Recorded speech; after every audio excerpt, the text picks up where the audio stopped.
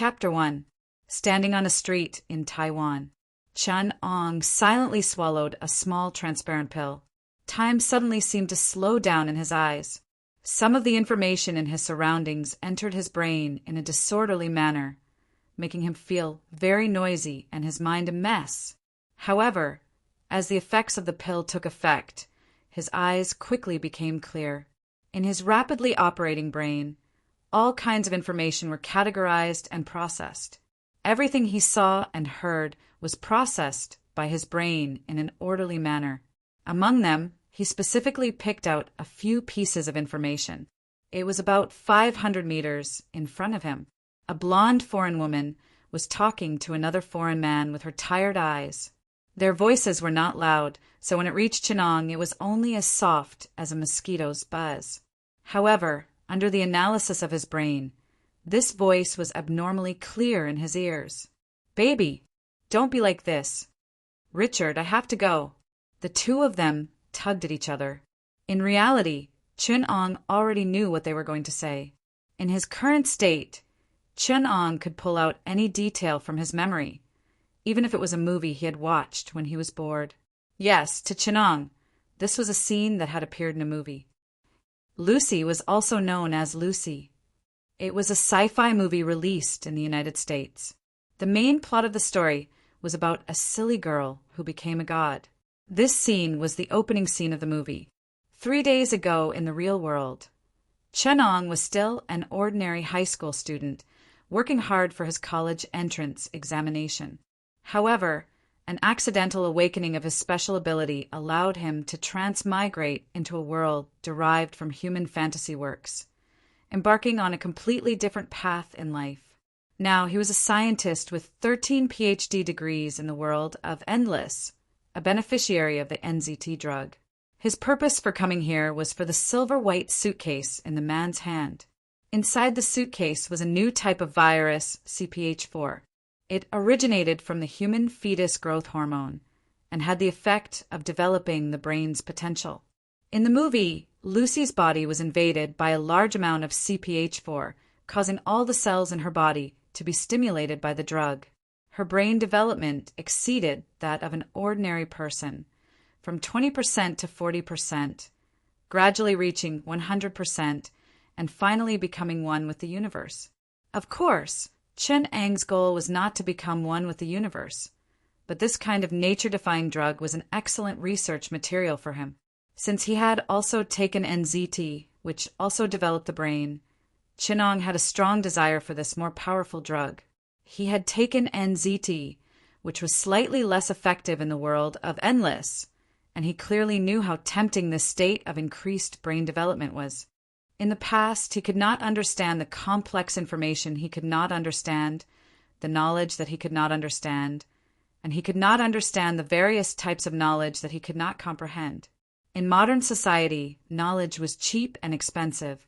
What was cheap was the channels to obtain knowledge. From the internet and libraries, modern people could obtain a large amount of knowledge at a low price. What was expensive was knowledge itself. It was priceless.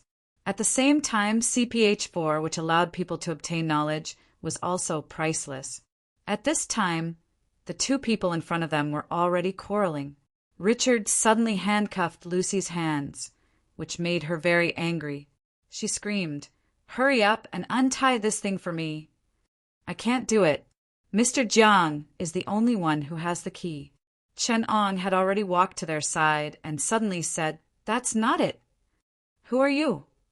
Richard looked at him in shock and then threatened him fiercely. "Listen, kid, whoever you are, you'd better forget what you heard, or I'll." He suddenly stopped talking. Seeing the gun in Chun Ang's hand, Richard raised his hand obediently.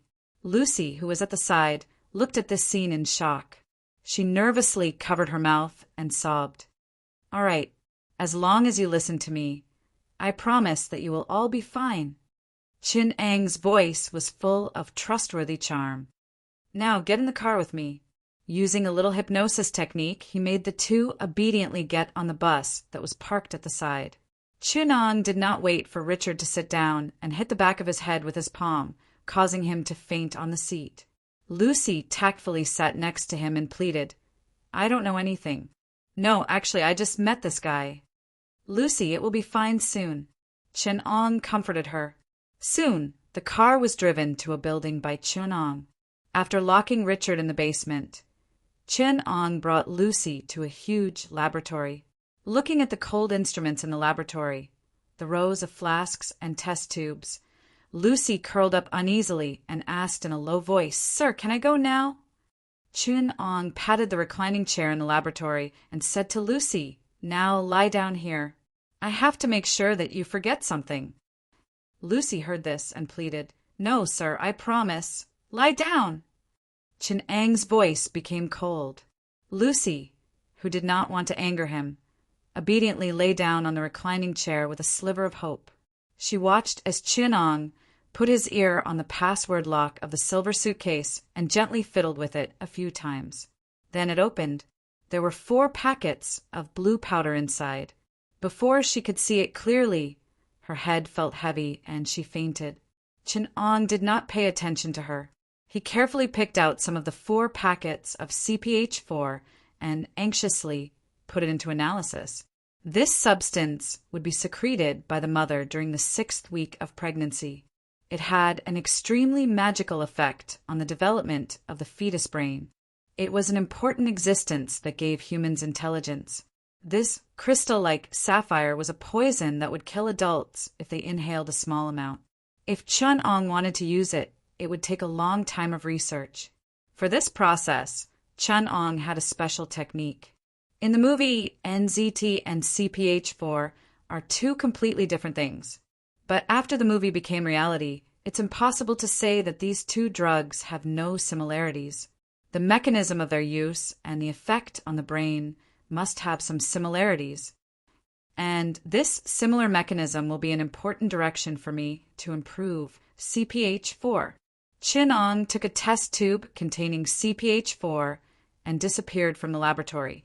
Soon, in the underground laboratory in the world of Limitless, he changed into a white lab coat and greeted people enthusiastically. "Professor Chen, there's progress in NZT. The basic pharmacological analysis results that you wanted are out.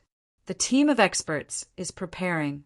A researcher wearing a mask handed a report to Chen-ong. "Doctor, the laboratory is ready." Another researcher hurried over and said. Without another word, Chen-ong went to the laboratory.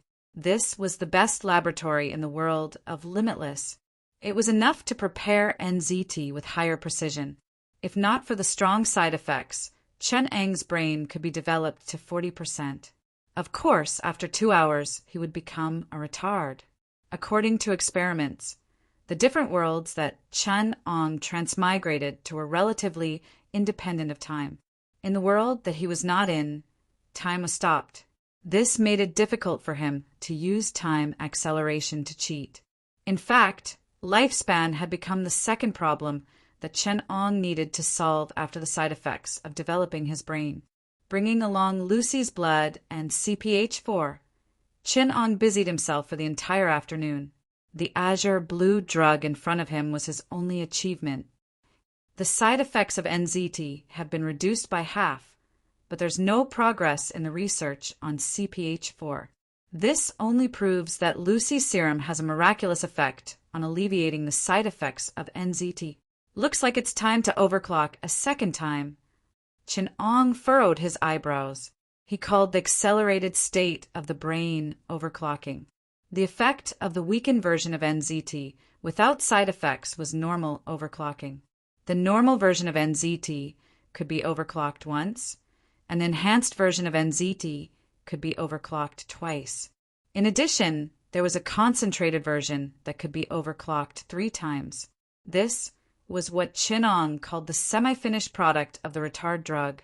In the following 6 months, the research and development of NZT achieved significant progress.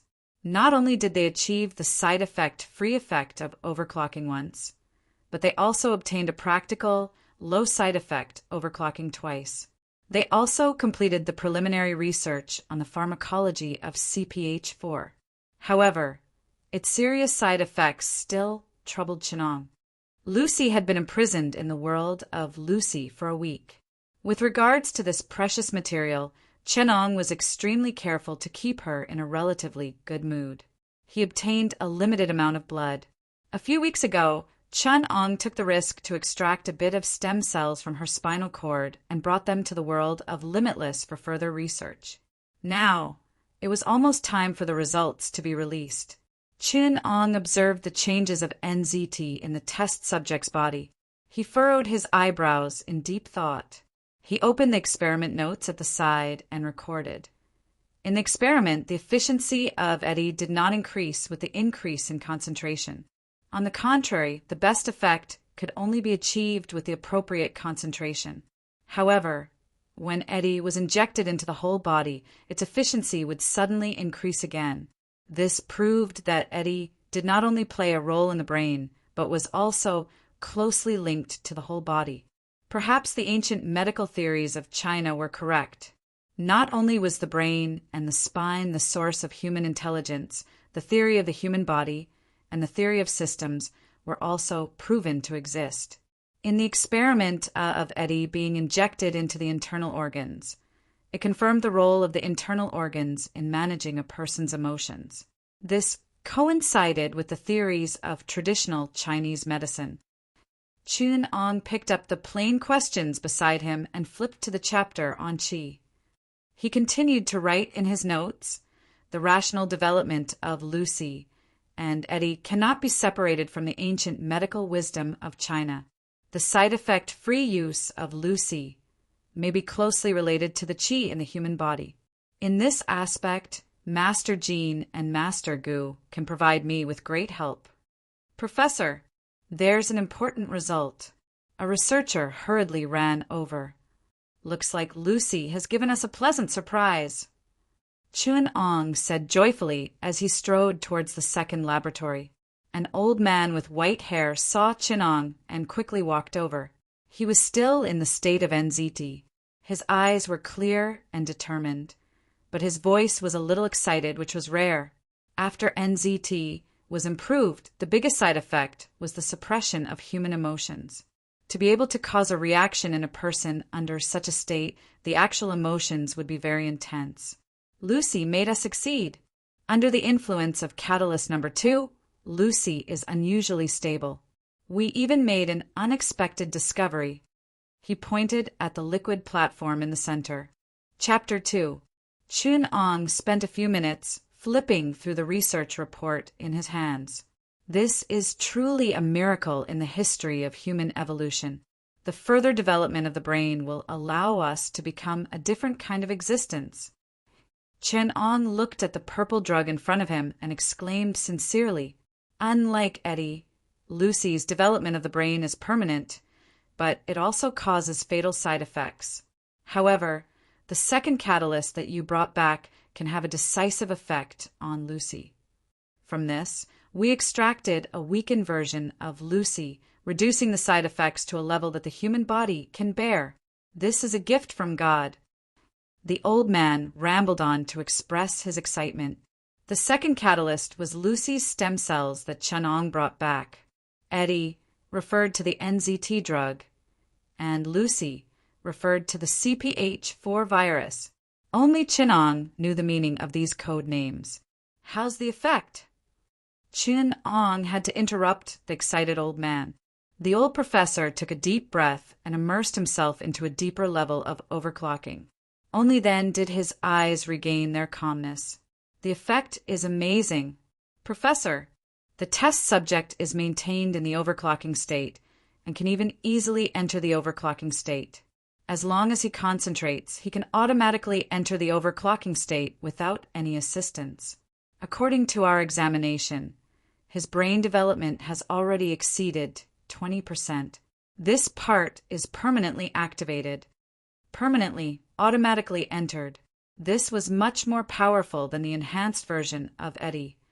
If the overclocking state brought about by the NZT drug was considered a supplementary drug, then the permanent overclocking state was close to a special ability. It was even the most nature-defying of the special abilities. With the brain overclocked by 20%, Chenong could easily hear sounds from afar.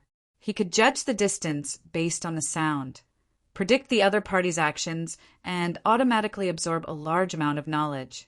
He was not afraid of pain or fear, and his judgment was extremely strong. He could easily perform the strength and movements that exceeded the limits of human muscles. His vision could capture the speed of bullets, and he could sense infrared and ultraviolet light, and even electromagnetic waves. He would be the strongest hacker, fighter, marksman, and scientist. However, the price he had to pay was a gradually collapsing body and increasingly weak emotions. After taking NZT for a long period of time, Cheneng's mental state had become a little too cold. He could not accept that he was gradually losing himself. Great power must be borne by a great heart. A Superman's body must contain a Superman's soul. China's ancient cultivation classics recorded that cultivating one's nature without cultivating one's fate was the #1 disease of cultivation since ancient times. If one only cultivated one's fate without cultivating one's nature, it would be difficult for Yin's spirit to attain sainthood. I need to find a way to strengthen my soul and body at the same time in order to continue. Chenong made up his mind. I must enter other worlds as soon as possible to find a way to balance the spirit and body and develop in a balanced way. From the inner canon of the Yellow Emperor, my problem is a typical imbalance of essence, qi, and spirit. In this case, the inner force of the martial arts world may be of great help to me. Has the drug been perfected? Chenong asked the old professor. The old professor raised his head and gestured at the needle on his neck. It's perfect. I've never felt so good before. Normal overclocking doesn't cause any stress to the body, but overclocking once is still a little strenuous. It's best not to use it for more than 5 minutes. You should rest for 10 minutes in between using it continuously. That way, there won't be any side effects. Chenong looked at his emotionless eyes and smiled bitterly. Isn't that a side effect? Of course not. This is a manifestation of the drug's perfection. The old professor pushed his glasses up the bridge of his nose and said solemnly, a state of absolute rationality, eliminating the influence of emotions. This is the perfect human being. Of course, I can't reach that state yet. I'm just a little more clear-headed now. I'll still be affected by those annoying emotions. Thank God. Fortunately, this is only a special reaction of yours and not a side effect. Give me an injection of the drug to strengthen me. Chenong walked to the lab table and lay down. A soft band stretched out from the side and gently wrapped around him. Pain shot through his arms and body at the same time. Chenong watched as the violet liquid entered his body drop by drop. The conversation of the researchers around him was dragged out. The voices and images flashed before his eyes. Soon, a familiar feeling filled his brain. Soon, the feeling calmed down. Chenong gently shook his arm, and his muscles wriggled layer by layer. He easily broke free from the rope that could tie up an elephant. His skin constantly wrinkled and wriggled, collecting sweat and dust and cleaning his surface. Soon, some dirt seeped out of the pores on Cheneng's skin. He shook it gently, and it scattered and fell off. His skin was as smooth as a newborn baby's. Some parasitic mites and acne had disappeared without a trace. The old professor looked at this scene in shock. The experiment notebook in his hand fell to the ground. What's going on? Did the drug strengthening fail? He nervously went forward to check. This was the moment when his dream came true. If anything happened to his big sponsor, an important partner in the research, it would be a nightmare. It's fine. Chenong waved at him. The strengthening is a success, but the strengthening time is not up yet.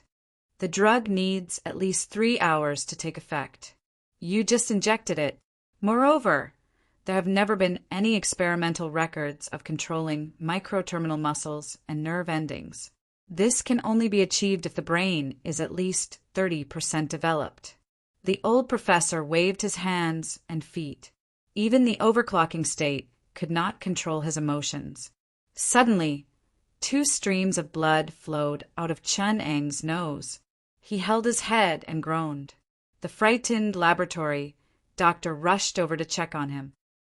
"There's no need. I can feel any state of my body. Just now, I overclocked my brain at full power. My body can't bear it. This is at least 25% overclocked, but the drug can only be overclocked once. It's only 20%. The old professor was puzzled. "My brain is more developed than others. It's only 20%, Chun Ong said in a muffled voice as he covered his nose. "It's best for you to maintain your full power at 10%. This is the best state your body can withstand in the long run. 15% of normal overclocking is the limit. 20% of overclocking once can only be used to a limited extent," the old professor advised. Under Chun Ang's control, his nasal cavity quickly returned to normal. He raised his head and said confidently, "Even if I'm only in my full power state, I'm still more powerful than you in your overclocking state." Chun Ong raised his hand and twisted it nimbly a few times. He felt the muscles and endocrine in his body being adjusted to the best. "Of course, you're the most amazing genius I've ever seen. Chin, you're the person I admire the most." The old professor looked at him sincerely and sighed. "The development of the brain, the secret of God's forbidden zone, will be the greatest discovery in human history.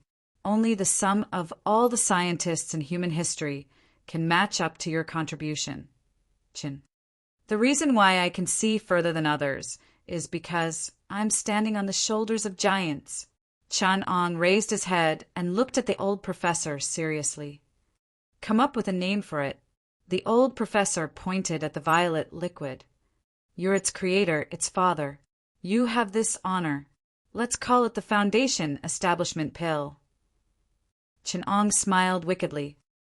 "If we develop other drugs in the future, we'll call it the Core Formation Fruit and the Nascent Soul Formation Pill.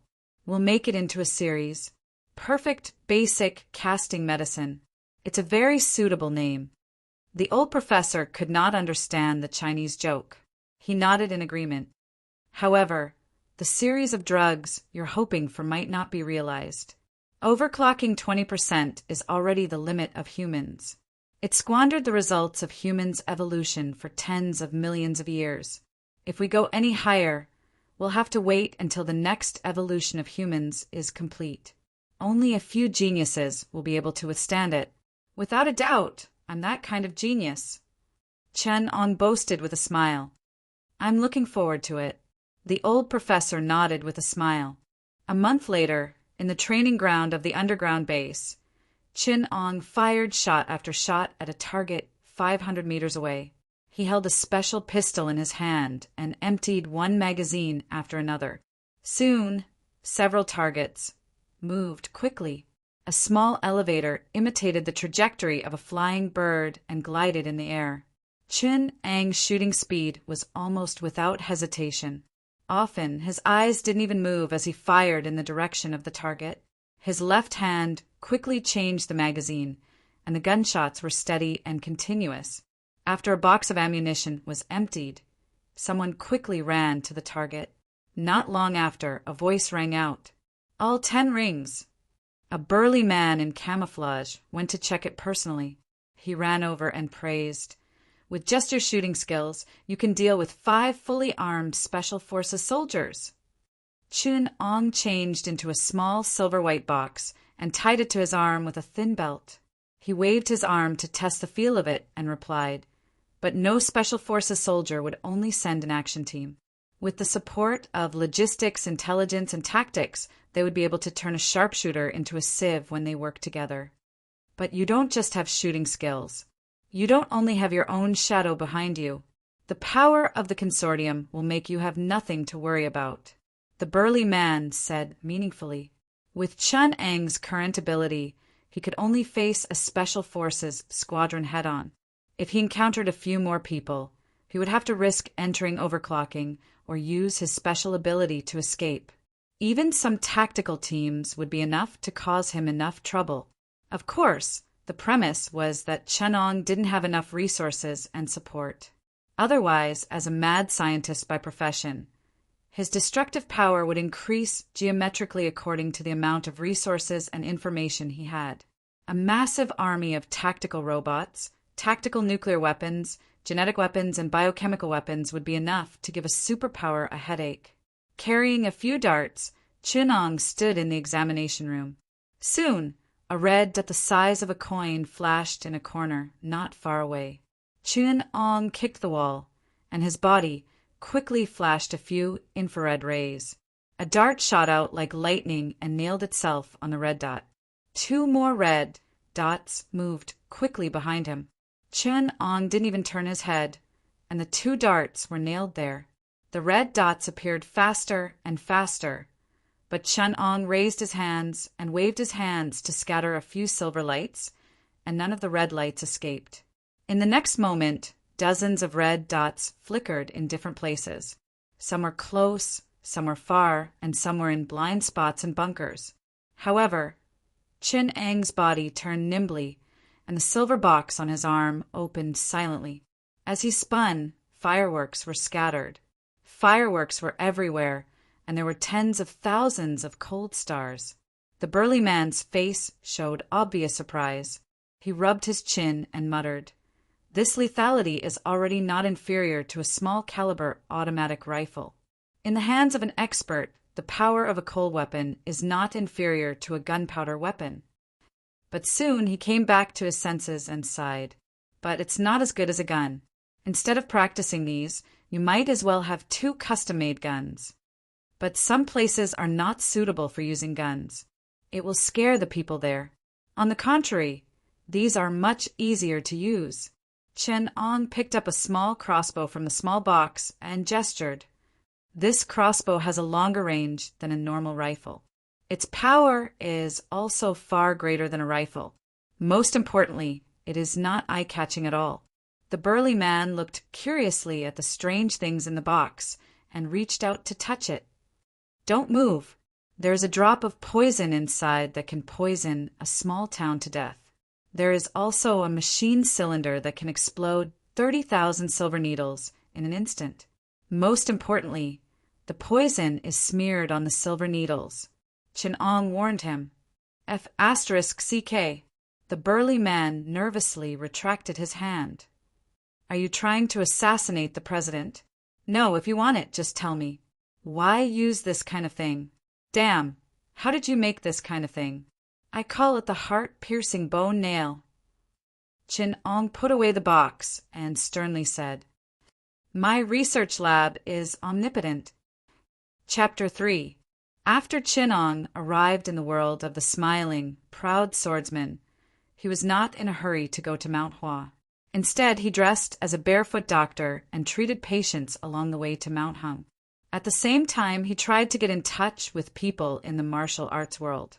In the past 2 months, he had treated countless knife wounds and poisonous ulcers, which not only gave him a lot of sample data of internal force, but also made him a little famous in the martial arts world because of his excellent medical skills and good at surgery.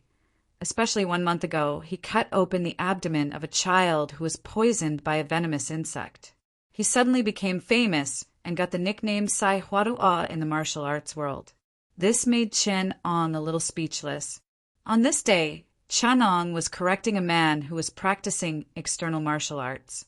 The man's twisted muscles and bones made Chenong frown. If there is no correct way to practice external martial arts, you won't be able to see anything at first. But after practicing for a long time, the body of a person without the secret will develop abnormally.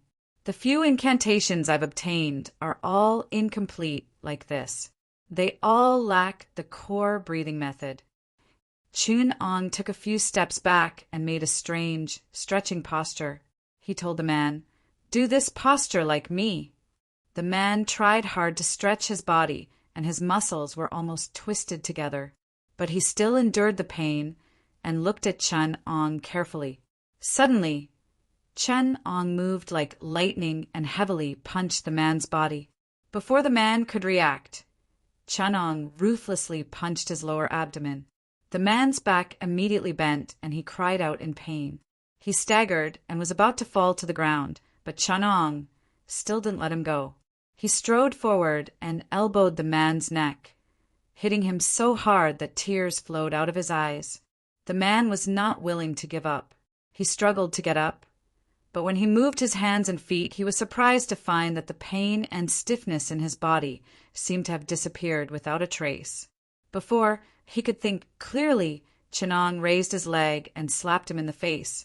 Feeling the slight relief on his face, the man realized that Chunong's heavy blows had always been aimed at the knots in his muscles and bones, loosening his stiff muscles and bones.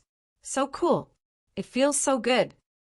The man's face lit up with joy, and he no longer tried to block. He used all his strength to welcome Chunong's punches and kicks, fearing that his punches were not strong enough. Seeing that he was so cooperative, Chunong simply used the punches and kicks he had just learned on his body. Although there were targets to practice with on a daily basis, it couldn't compare to a ready-made meat target. Chunong raised his hand and used Black Tiger Steel's heart.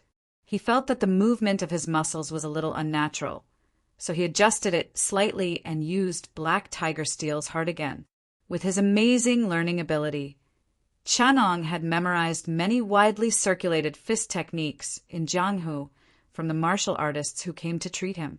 However, those martial artists were all dabblers, so how useful could they be as a reference? In the end, he still had to correct his mistakes bit by bit. No one in Jianghu could compare to Chunong in terms of understanding and sensing the human body.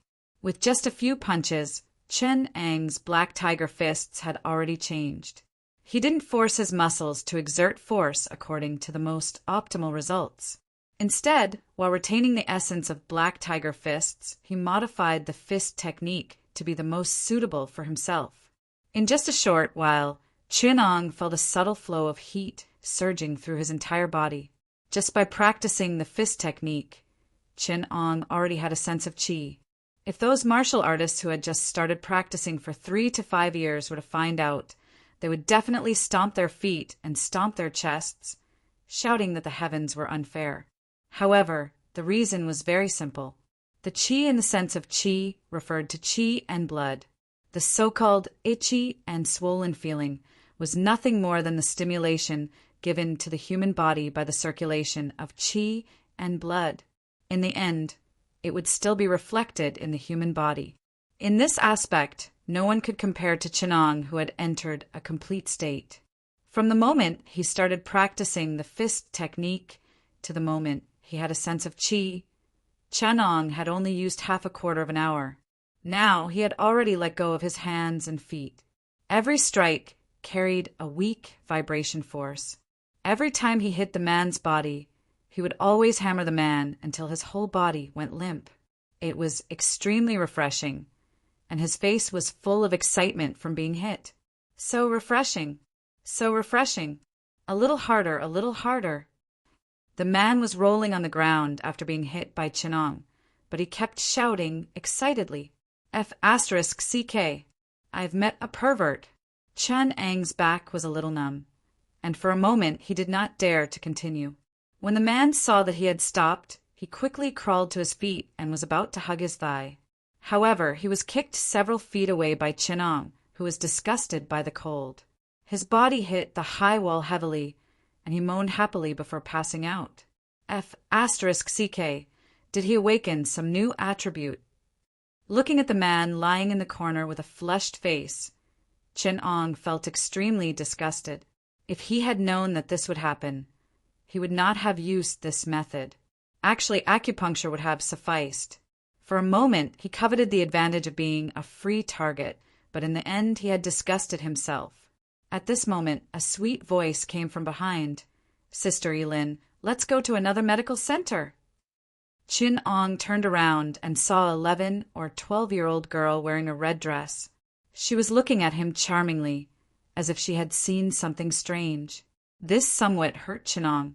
He wanted to explain to her, but his reason told him that it was useless to explain. He simply turned his head indifferently and pretended to be a cold and aloof doctor. Chu Fian was still alive, and she had already met Yilin. Calculating the time, it should have been after Ling Huchong and Tian Boguang were injured in the fight. Lu Jingfeng's family had not been exterminated yet, but it would not be long before that happened. What's wrong? We heard that Sai Huadua's medical skills are the best. Brother Linghu is so seriously injured and unconscious, and he is still waiting for us to bring a doctor back. A 16 or 17-year-old nun curiously poked her head out from behind her.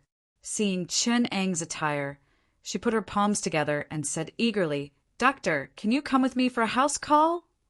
Chen Ang saw that she was shy and cute, and also knew where she wanted him to go, but he deliberately asked, "Oh, which Guangfa temple is it? A quiet and treasured place." When Yilin heard his question, her face blushed to her ears. She was embarrassed and anxious and could not speak. Chu Fian rolled her eyes at Chenong, took out an ingot of silver, and slapped it in front of Chenong. 50 taels of silver business. Do you want to do it? Chun Ang's heart was playing tricks, and he also took out a bigger ingot and slapped it back. Not doing it. Chu Fian took out a cluster of black needles and held it in her hand. Do it now or not?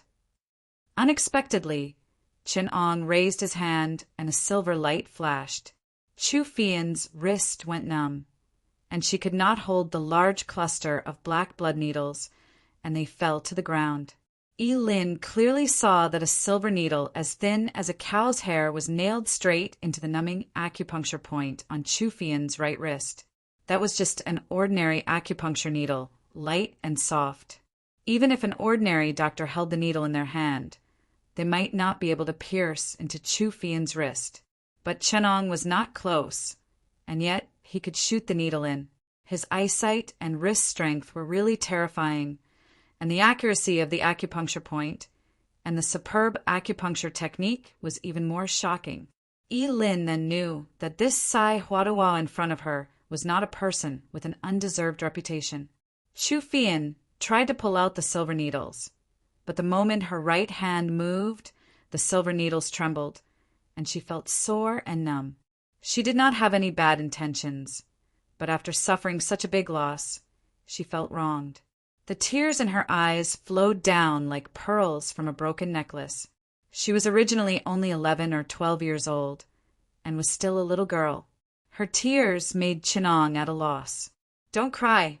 You make it seem like I am bullying a little girl, all right, all right. I will go with you." Chu Fian raised her head and whimpered, "You are bullying me." As she said that, she stomped her feet, ignoring the silver needles in her hand, and turned to run away. Unexpectedly, she had only taken 2 steps when her body went limp and she fell to the ground. Chun Ong hurriedly walked up and pulled out the silver needles for her. This method of inserting the needles is unique to me. Anyone who is hit by these needles, without me personally pulling them out, they must not move, or else they will only feel that the silver needles are getting more and more powerful. Because the moment you move, the silver needles will drill in. Luckily, I am shooting at the numbing acupuncture point. If it was a death acupuncture point, with these 2 steps you will only fall head first and die on the spot. Chapter 4. The Jade's Courtyard was a very famous place in Hengshan City. Even Chenong, who had only been in Hengshan City for 2 or 3 days, had heard of it. It was the most famous brothel in Hengshan City. Tian Boguang was a rapist. Not only did he often stay in the brothel, but he also took Linghu Chong to the brothel for treatment. Poor Yilin, a little nun, dared to go to the dragon's pool and tiger's den for her lover. Even though her face was so red that it was almost burning, she still asked Chen Ong to go in with difficulty. When Chen Ong opened the door, he saw a young man with a square face, sharp eyebrows, and thin lips. He was lying on the bed, and the wound on his chest was wrapped with a piece of cloth. There was a faint smell of medicine. In Chen Ang's eyes, the wound was very deep. If it was another 3 inches, his heart would be in danger. The young man laughed uncontrollably. When he saw Yilin, he joked, "If you want to invite a doctor, you might as well bring me a pot of wine. Once I have good wine, all my pain is gone. You can try this method," Chenong said with a smile. He raised his hand and silver needles flashed. In the blink of an eye, 5 of them had sealed the major acupoints on Ling Hu Chong's chest. As the silver needles rose and fell, they crisscrossed like a silver net. In just a short while, Ling Hu Chong's whole body was covered with silver needles. The small silver needles sealed the clogged blood vessels, and the wound no longer hurt faintly. What amazing medical skills! Ling Hu Chong raised his head. He was seriously injured, but he didn't look depressed. Instead, he looked free and easy. Since I've been treated by you, I'm not afraid of the King of Hell asking me to drink. You can still drink with me. Chin Ong picked up a wine cup from the table and handed one to Ling Hu Chong. When Yi Lin was about to stop him, he raised his hand and advised, I'm the doctor here. You should listen to me. I want to drink with him now. You can't stop me. Ling Hu Chong also smiled and echoed, Let's not talk about other things. This is really a divine doctor. He knows that if I drink, my wound will be half healed. Those quacks often advise people that drinking alcohol will harm their qi and blood. They probably don't know that what flows in some people's bones isn't blood, but wine. Chin Ong raised his hand and sprinkled a packet of medicinal powder into the wine. He mixed it shakily and then poured a cup for himself and Ling Hu Chong. I've never heard of such a thing. I just think that you might be more willing to take the medicine with the wine. Then why did you pour yourself a glass? Ling Hu Chong pointed at his glass and asked with a smile, Show your sincerity. Hearing Chin Ang's words, Ling Hu Chong didn't say anything. He raised his wine cup and drained it in one gulp. He laughed and said, I regard Mr. as a gentleman. Mr. shouldn't treat me as a vile person. Chin Ong also raised his cup and took a sip. I'll guard against the heart of a vile person, but not against the belly of a gentleman. After that, the 2 of them laughed heartily, drinking and chatting happily. Suddenly, someone shouted from outside, Yi Lin! Yi Lin! Yi Lin was shocked and said in panic, Yes, master! She was about to stand up and agree. Chu Fian quickly covered her mouth and said in a low voice, What is this place? Do you dare to agree? She suddenly remembered that there was a stranger here and quickly looked towards Chin Ong, looking at the 2's burning gazes. Chin Ong felt that something was wrong. He coughed twice and said with a smile, I'm here to treat brother Ling Hu's illness. I've never seen any little nun. After a while, Tian Boguang, who was in the west room, could be heard laughing and mocking Ding Yi Abbess. Ding Yi Abbess was a monk after all. How could she win against Tian Boguang, who was just a commoner? Not long after, she was so angry that her face turned green. Fortunately, Yu Songhai also heard the conversation and came to find trouble with Tian Boguang. But after fighting for a while, they were actually evenly matched, and it was difficult to determine who was better. Suddenly, they heard Lu Jingfeng's voice saying, Monastery Master Yu, Tian Boguang has done many evil deeds and will not have a good death in the future. If we want to deal with him, we don't have to rush. This brothel hides filth. Let's all go in and search. No one is allowed to leave. Yi Lin in the room became more and more anxious. They heard the shouts from outside getting closer and closer. They were heading towards the room they were in. Looking at Yi Lin, who was at a loss, Chin Ong pointed to the cabinet at the side and said, You guys hide in there first. I will definitely not let them in. How could Yi Lin still have any ideas at this time? Being pulled by Chu Fian, she shrank back into the cabinet. By this time, the people outside had already seen the candlelight in the room, and one after another shouted, Go over there and search. They swarmed over. With a bang, the door was violently kicked open. The person at the front was Ching Ching Pai's disciple, Hong Renxiong. When he saw Ling Hu Chong sitting there for a moment, it was as if he had seen a ghost. He was so scared that he took a few steps back, which made Chin Ong feel very strange. Chin Ong had been watching the smiling, proud wanderer for a long time, so he did not know that in everyone's eyes, Ling Hu Chong had already been killed by Luo Renjie. Now that he appeared, wasn't it like he had seen a ghost? Then they saw a short man in a green robe, standing out from behind. He looked coldly at the two of them and sternly asked, "You two, which one is Ling Hu Chong?"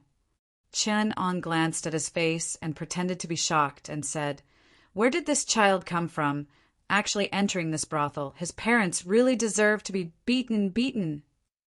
When Ling Hu Chong heard him ridicule Yu Songhai like this, he could not help but burst out laughing. But he was still somewhat worried. Brother Chin does not have any martial arts, and I look like this. What if Yu Songhai makes things difficult for me? Forget it. At worst, I'll just risk my life." Yu Songhai was so angry that his face turned purple. As the head of a sect, when had someone talk to him like this? He raised his hand, and a green light flashed, a flying all shot towards Chenong. His dark green kung fu was really powerful. From raising his hand to the flying all, it only took a blink of an eye. Ling Hu Chong was caught unprepared and could only watch, thinking, "Not good." My foot pushed away Chen Ang's chair. Unexpectedly, Chen Ang's soles were firmly rooted in the same place. In the face of this heart-piercing cold all, he just sneered. Only when the flying all shot towards his face, he suddenly raised his hand and pressed down. Bang! A loud sound. The mahogany table was slammed by his palm, and a 5-inch-long cyan steel all sunk into the table, as if it was embedded in the table. Everyone on the side couldn't help but suck in a breath of cold air when they saw this. This swift flying all was actually slapped down by him halfway. This kind of eyesight and palm strength was really shocking. According to legend, in the northern Song dynasty, there was also a Qingqing sect on Mount Qingqing, which used a unique weapon called Thunder God Blast. In the sect, there were 9 strikes of Qing and 18 strikes of Chang. These were their best kung fu. Among them, the 9 strikes of Qing were all written on the dark green kung fu. Sect leader Yu's flying all does have a bit of style. Chenong said lightly.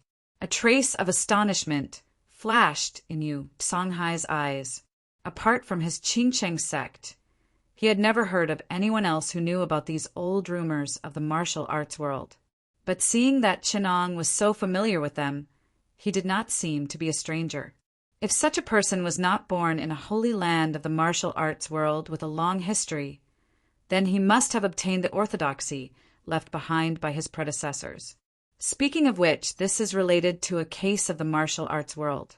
It is said that in the northern Song dynasty, there were 2 famous heroes in the martial arts world, North Chiaofeng, South Morong. One was really a hero and the other, hey, then let's not talk about it. Chen Ong glanced at Yu Songhai and suddenly changed the topic. That South Morong has a mystical kung fu called the Big Dipper, known as giving him a taste of his own medicine. What an arrogant tone, Yu Songhai suddenly said. It was unknown whether he was talking about the Big Dipper or Chenong Ling Hu Chong, who was at the side, was a little confused. He did not know why Chenong was talking about the Big Dipper, but when he saw that Chenong was talking about the matters of the martial arts world in the pile of old papers, as if he had seen them with his own eyes, he could not help but feel that the other party was even more mysterious and unfathomable. That South Morong is too famous for his martial arts, but he has provoked a disaster.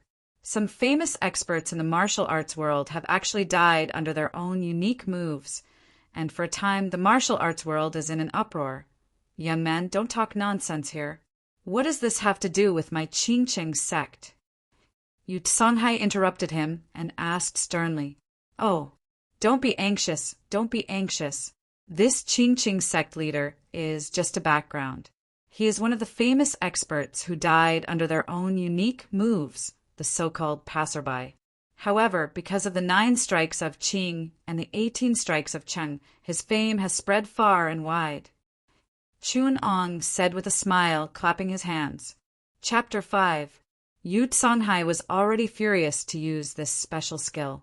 He used the heart-destroying palm technique, and the area within 1 zhang in front of him was enveloped by the wind of his palm. In terms of the viciousness and ruthlessness of his palm technique, it was hard to find anyone in the martial arts world who could match him. Good palm technique. Chin Ong exclaimed in admiration, "But it's useless." His right palm pushed back and his left palm stretched forward. His pinky and ring fingers caught 3 darts at the same time, while his index and middle fingers, which were the most powerful, were pinching a silver nail. Ling Hu Chong, who was the closest to him, could only see the after-images of Yu Songhai's hands and the 6 flashing silver lights between his palms. But these 6 silver lights flashed and disappeared in the blink of an eye, greeting Yu Songhai's vital acupoints. The 6 swallowtail darts were all made of extremely tough titanium alloy.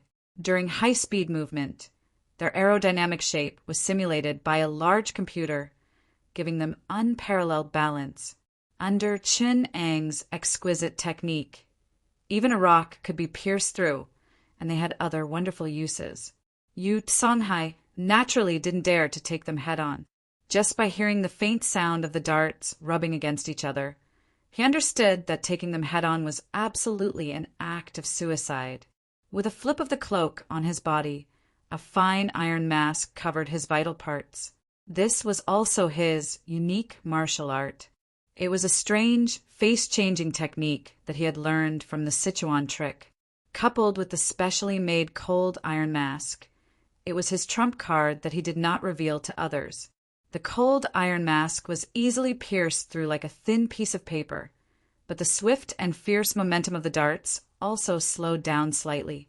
Yu Songhai unfolded his cloak, and his whole body had already shrunk to the ground. His short stature and the huge cloak actually allowed him to appear and disappear unpredictably.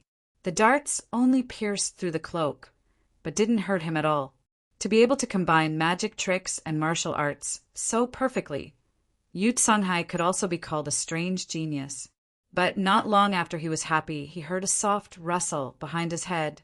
But it didn't come from his ear, but from a group of disciples who were watching. Ling Hu Chong, on the other hand, saw the 6 cold stars fly out of the door, circle in the air, and then shoot back like lightning. Their force didn't decrease, and they shot toward the Qingcheng disciples at the side. Puff! The swallow-tailed darts shot through the neck and out the mouth. Hong Rinxiong didn't even have time to scream before he fell to the ground, clutching his throat. The other 5 Qingcheng disciples, one covering his left ear, one covering his right ear, 2 holding their pierced palms, and the last trembling, one staring at his hat nailed to the wall, already scared out of his soul. This amazing dart skill scared the remaining people so much that they covered their heads and squatted on the ground. This amazing dart scared the remaining people so much that they covered their heads and squatted. Yu Songhai's eyes were bloodshot, but before he could react, he felt a slight coldness in his chest. He hurriedly took a wrong step and moved a foot away in the blink of an eye. Unexpectedly, the 2 dim silver lights that shot over collided lightly on the spot, and then shot out like lightning to both sides. Yu Songhai glared angrily at the silver nail that was about to pierce through his chest. He took a deep breath and felt as if his chest had been punched by someone. A bull-sized hole appeared on his chest, allowing him to narrowly avoid the silver nail. When he retreated several steps out of the room, everyone noticed that his clothes were in tatters and there was a 3-inch cut on his chest. All of this happened in the time it takes for a spark to fly off a flint. Ling Hu Chong never thought that Yu Songhai, who was so mighty just a moment ago, would be forced to retreat by Chin Ong in just 1 round.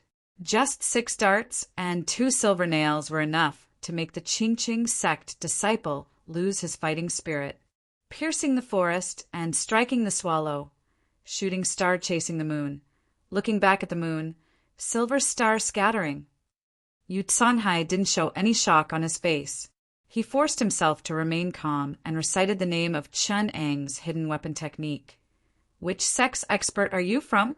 You've come to make things difficult for my Qingcheng's junior. I'm not making things difficult for you. I'm just telling you not to come in and disturb my drinking with brother Ling Hu. Chen Ong said with a wave of his hand. The Qingcheng disciples were so scared that they hastily retreated out of the door. When Yu Songhai saw that his disciple had failed to live up to his expectations, He only glared at Ling Hucheng angrily. His eyes were filled with killing intent, and it was clear that he bore a grudge against Ling Hucheng. "Since you don't want us to disturb you, then we'll take our leave." Yu Songhai endured the grievance and waved his hand to let his disciple collect Hong Renxiong's body.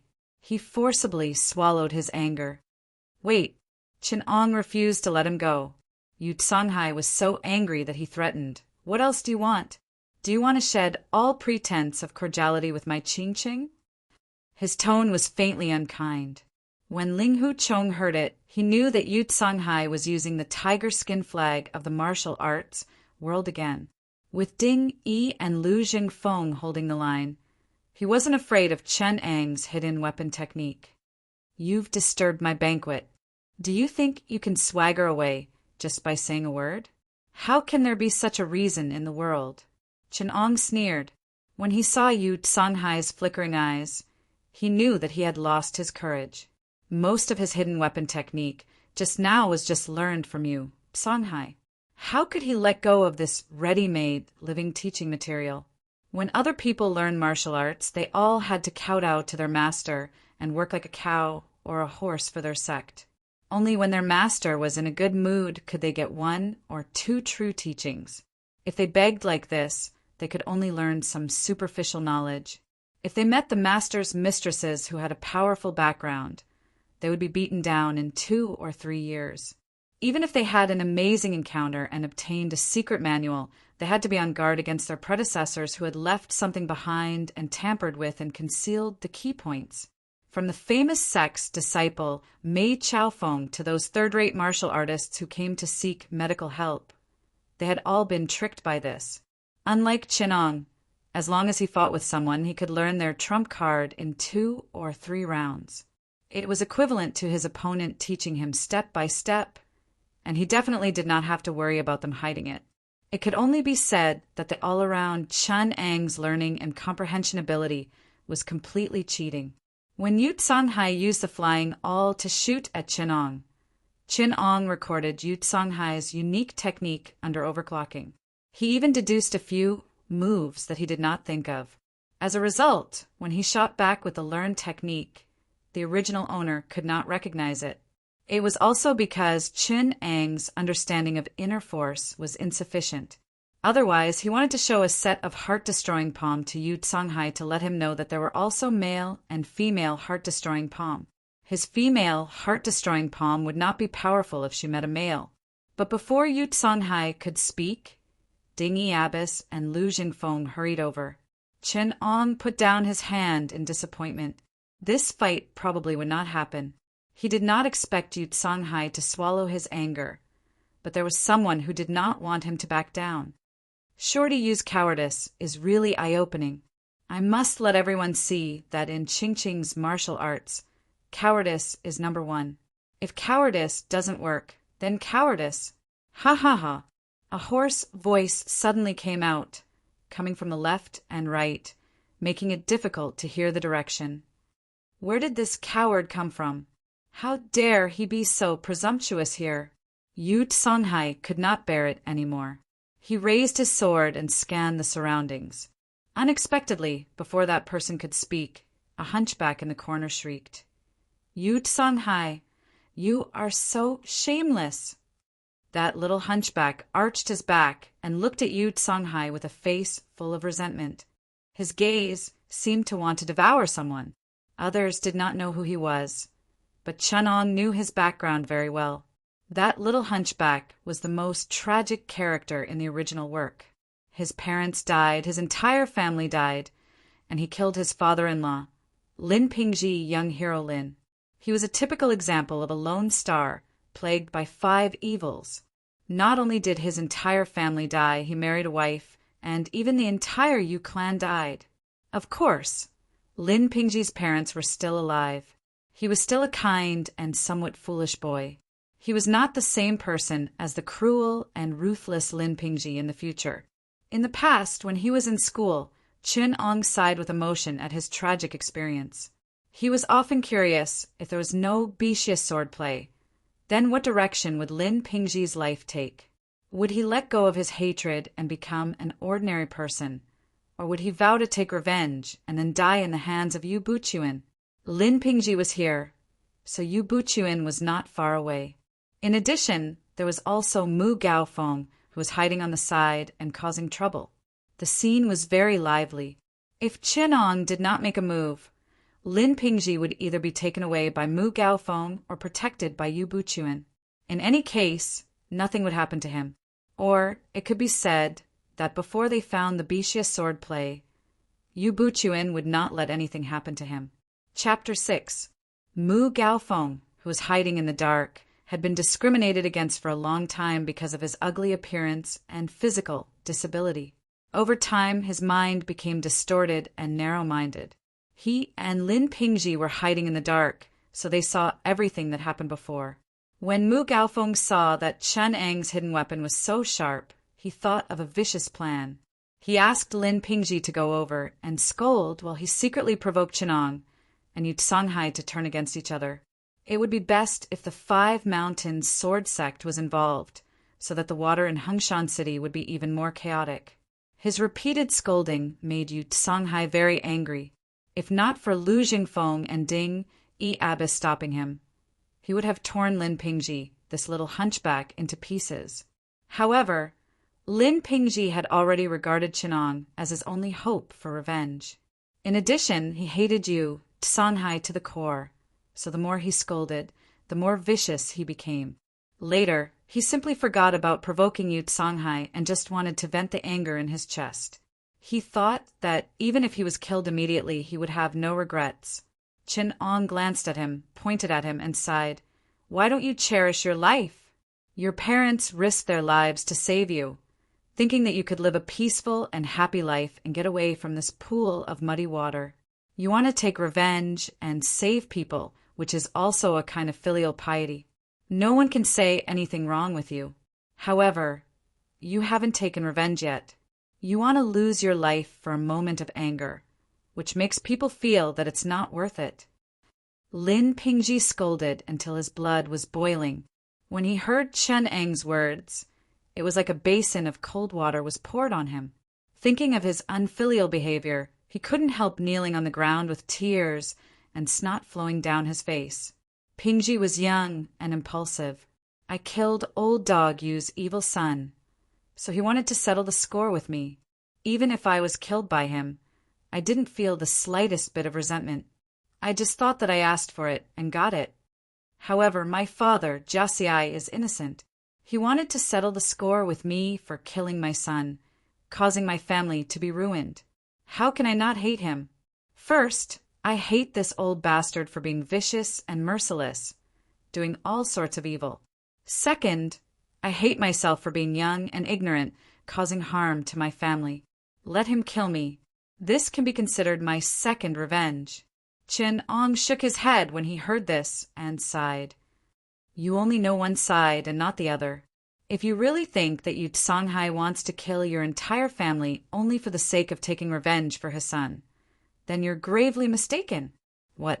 As soon as he said this, not only did Lin Pingji look at him in shock, but the others were also horrified. Yu Songhai's complexion paled as he was about to intervene, but before he could do anything, he was stopped by an ugly and eccentric hunchback.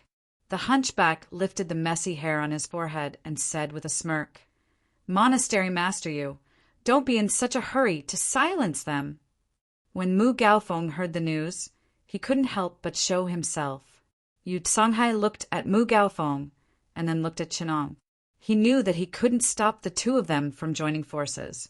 If there was another secret, Lu Zhengfeng and Ding Yi Abbas would never help him. According to Ding Yi Abbas's character, it would be lucky if she didn't find trouble with him after knowing the whole story. He immediately snorted, waved his left hand, and said, "Let's go." He led the disciples of his sect and immediately retreated.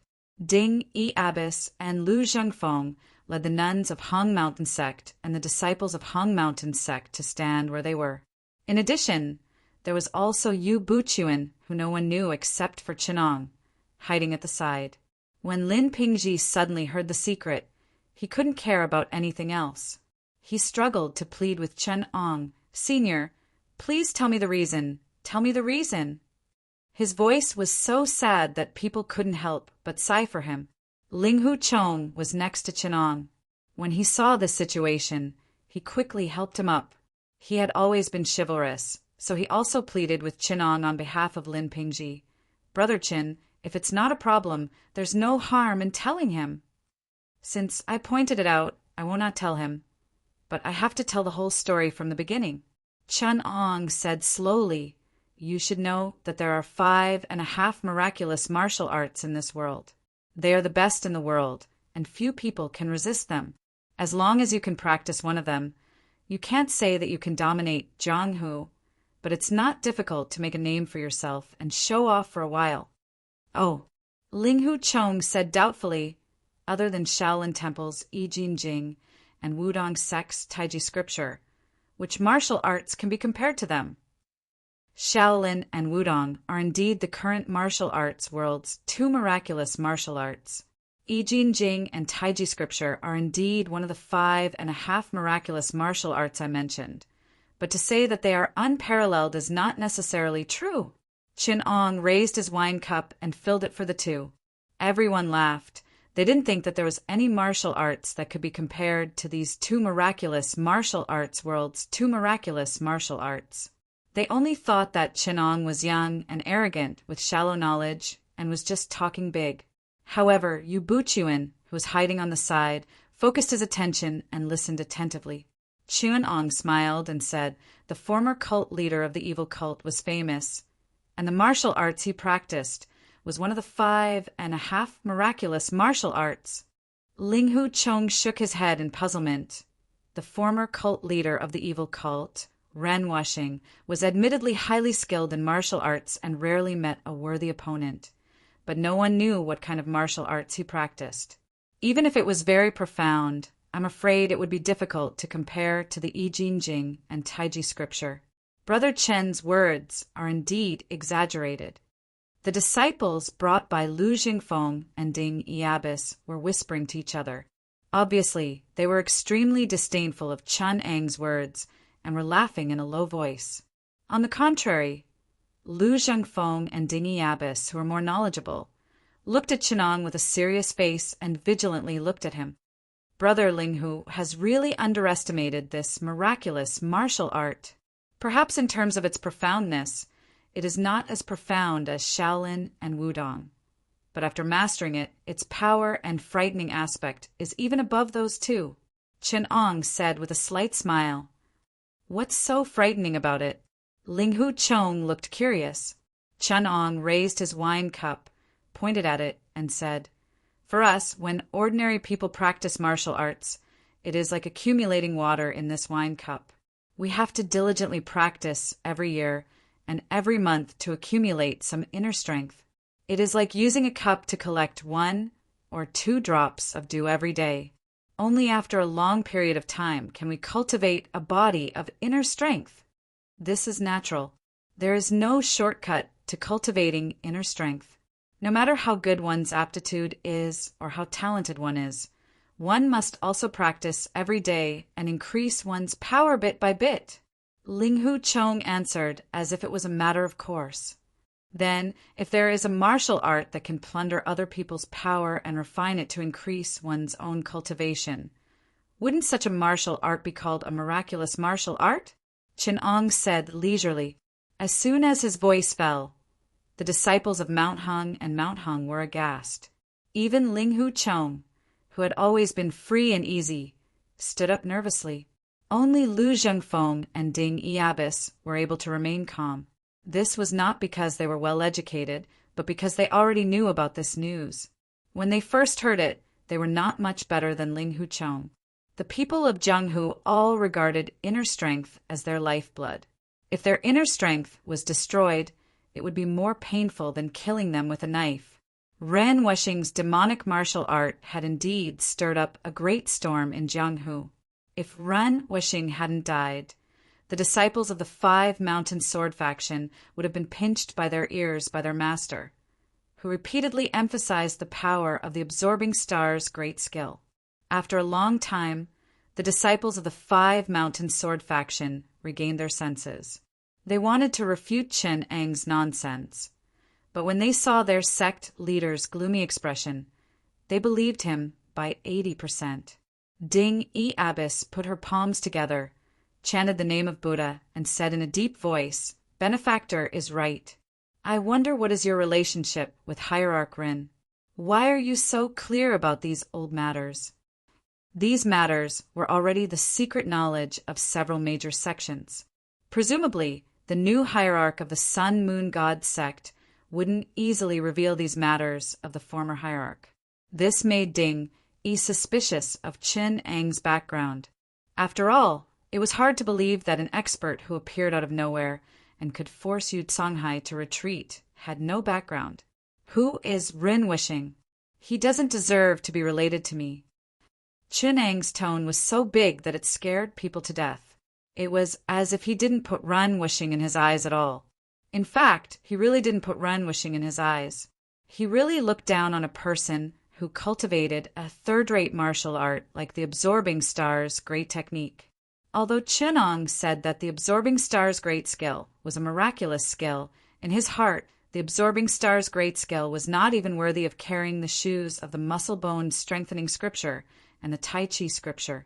Because in his heart, martial arts were used to sublimate the source of life and to train the primordial spirit and essence Qi to evolve. Inner force was a strange power that developed the human body's potential and balanced the 5 elements and yin. All martial arts that were used to strengthen one's ruthlessness and increase one's power were evil and not worth mentioning if they didn't involve the evolution of the human body. Others thought that the power of martial arts was very powerful, but in the eyes of Chen Ang, who was born in modern society, no matter how powerful a martial art was, could it compare to a battle? Could it compare to a space battleship? Could the Absorbing Star's great skill absorb inner force compared to a Barrett that could snipe you from 3,000 meters away? There was a treasure in the human body, but he didn't dig it out, didn't walk the path of immortality, and didn't train his spirit. Instead, he chased after these small paths. What a joke! In Chen Ang's eyes, the human body was a deep well that could never be dug out. Every time you thought that it had exhausted its potential, it would always give you a surprise. When Chen Ang was in a state of overclocking, he could control every tiny nerve, ending, and muscle in the human body. He could understand every detail of the human body, but even so, he still couldn't control the power of cells and genes. Not to mention his inner force and spirit, which were still a ball of fog even after exploring for a few months. The Absorbing Star's great skill was a stupid skill that used other people's mixed power to pollute his own well of potential. Chen Ang had always disdained it. Otherwise, he wouldn't have allowed Rin Wishing to be locked under the Plum Manor. Chapter 7. Rin Wishing had been missing for a long time, but he was still famous in Jianghu. Many people hated him to the core, but when it came to Rin Wishing's martial arts, they had to admit that it was rare in the world. Compared to Rin Wishing, who was a master of the evil sect, people of Jianghu looked down on those who were weak but boastful. As soon as Chen Ang said this, not only did they not feel any sense of solidarity against a common enemy, but they instead felt a bit more contempt. In Jianghu, the strong are respected. Chen Ang's current performance showed that his martial arts were far inferior to Rin Wishing's, but he dared to spout such arrogant words. Everyone looked down on him, and some of them couldn't help but show a look of disdain. Even Ding E. Abbess felt that Chen Ang was too arrogant. Only Ling Hu Chong thought that Chen Ang's words were inappropriate, but he thought that Chen Ang was ambitious and might not lose to Rin Wishing in the future. Chen Ang's words had nothing to do with Rin Wishing. Ding E. Abbess took a step back and signaled him to continue. She didn't want to talk to an arrogant person like Chen Ang, looked at the absent-minded Ling Hu Chong, and suddenly said with a smile, "What Rin Wishing's Absorbing Star's great technique? Brother Ling Hu comes from Mount Hua, and they have a martial art that is better than it. Compared to Wudong and Shaolin, it's not inferior in terms of profoundness, it's even better." Everyone let out an ah. This was obviously unexpected. Mount Hua was just a subordinate of the Five Mountain Sword sect. Although it was also a big sect in Jianghu, it could only follow the orders of the leader of Mount Song. Mount Song didn't have this martial art, but Mount Hua did. Fortunately, Ling Hu Chong held back his He thought, although Mount Hua's Zixia secret technique is amazing, it's not as good as Mount Song's. Could it be that the next martial art is Mount Song's Nigong? Chun Ong looked at Ling Hu Chong's surprised eyes and said indifferently, "Brother Ling Hu, do you think I'm exaggerating?" No matter what Ling Hu Chong thought in his heart, he could not show it on his face.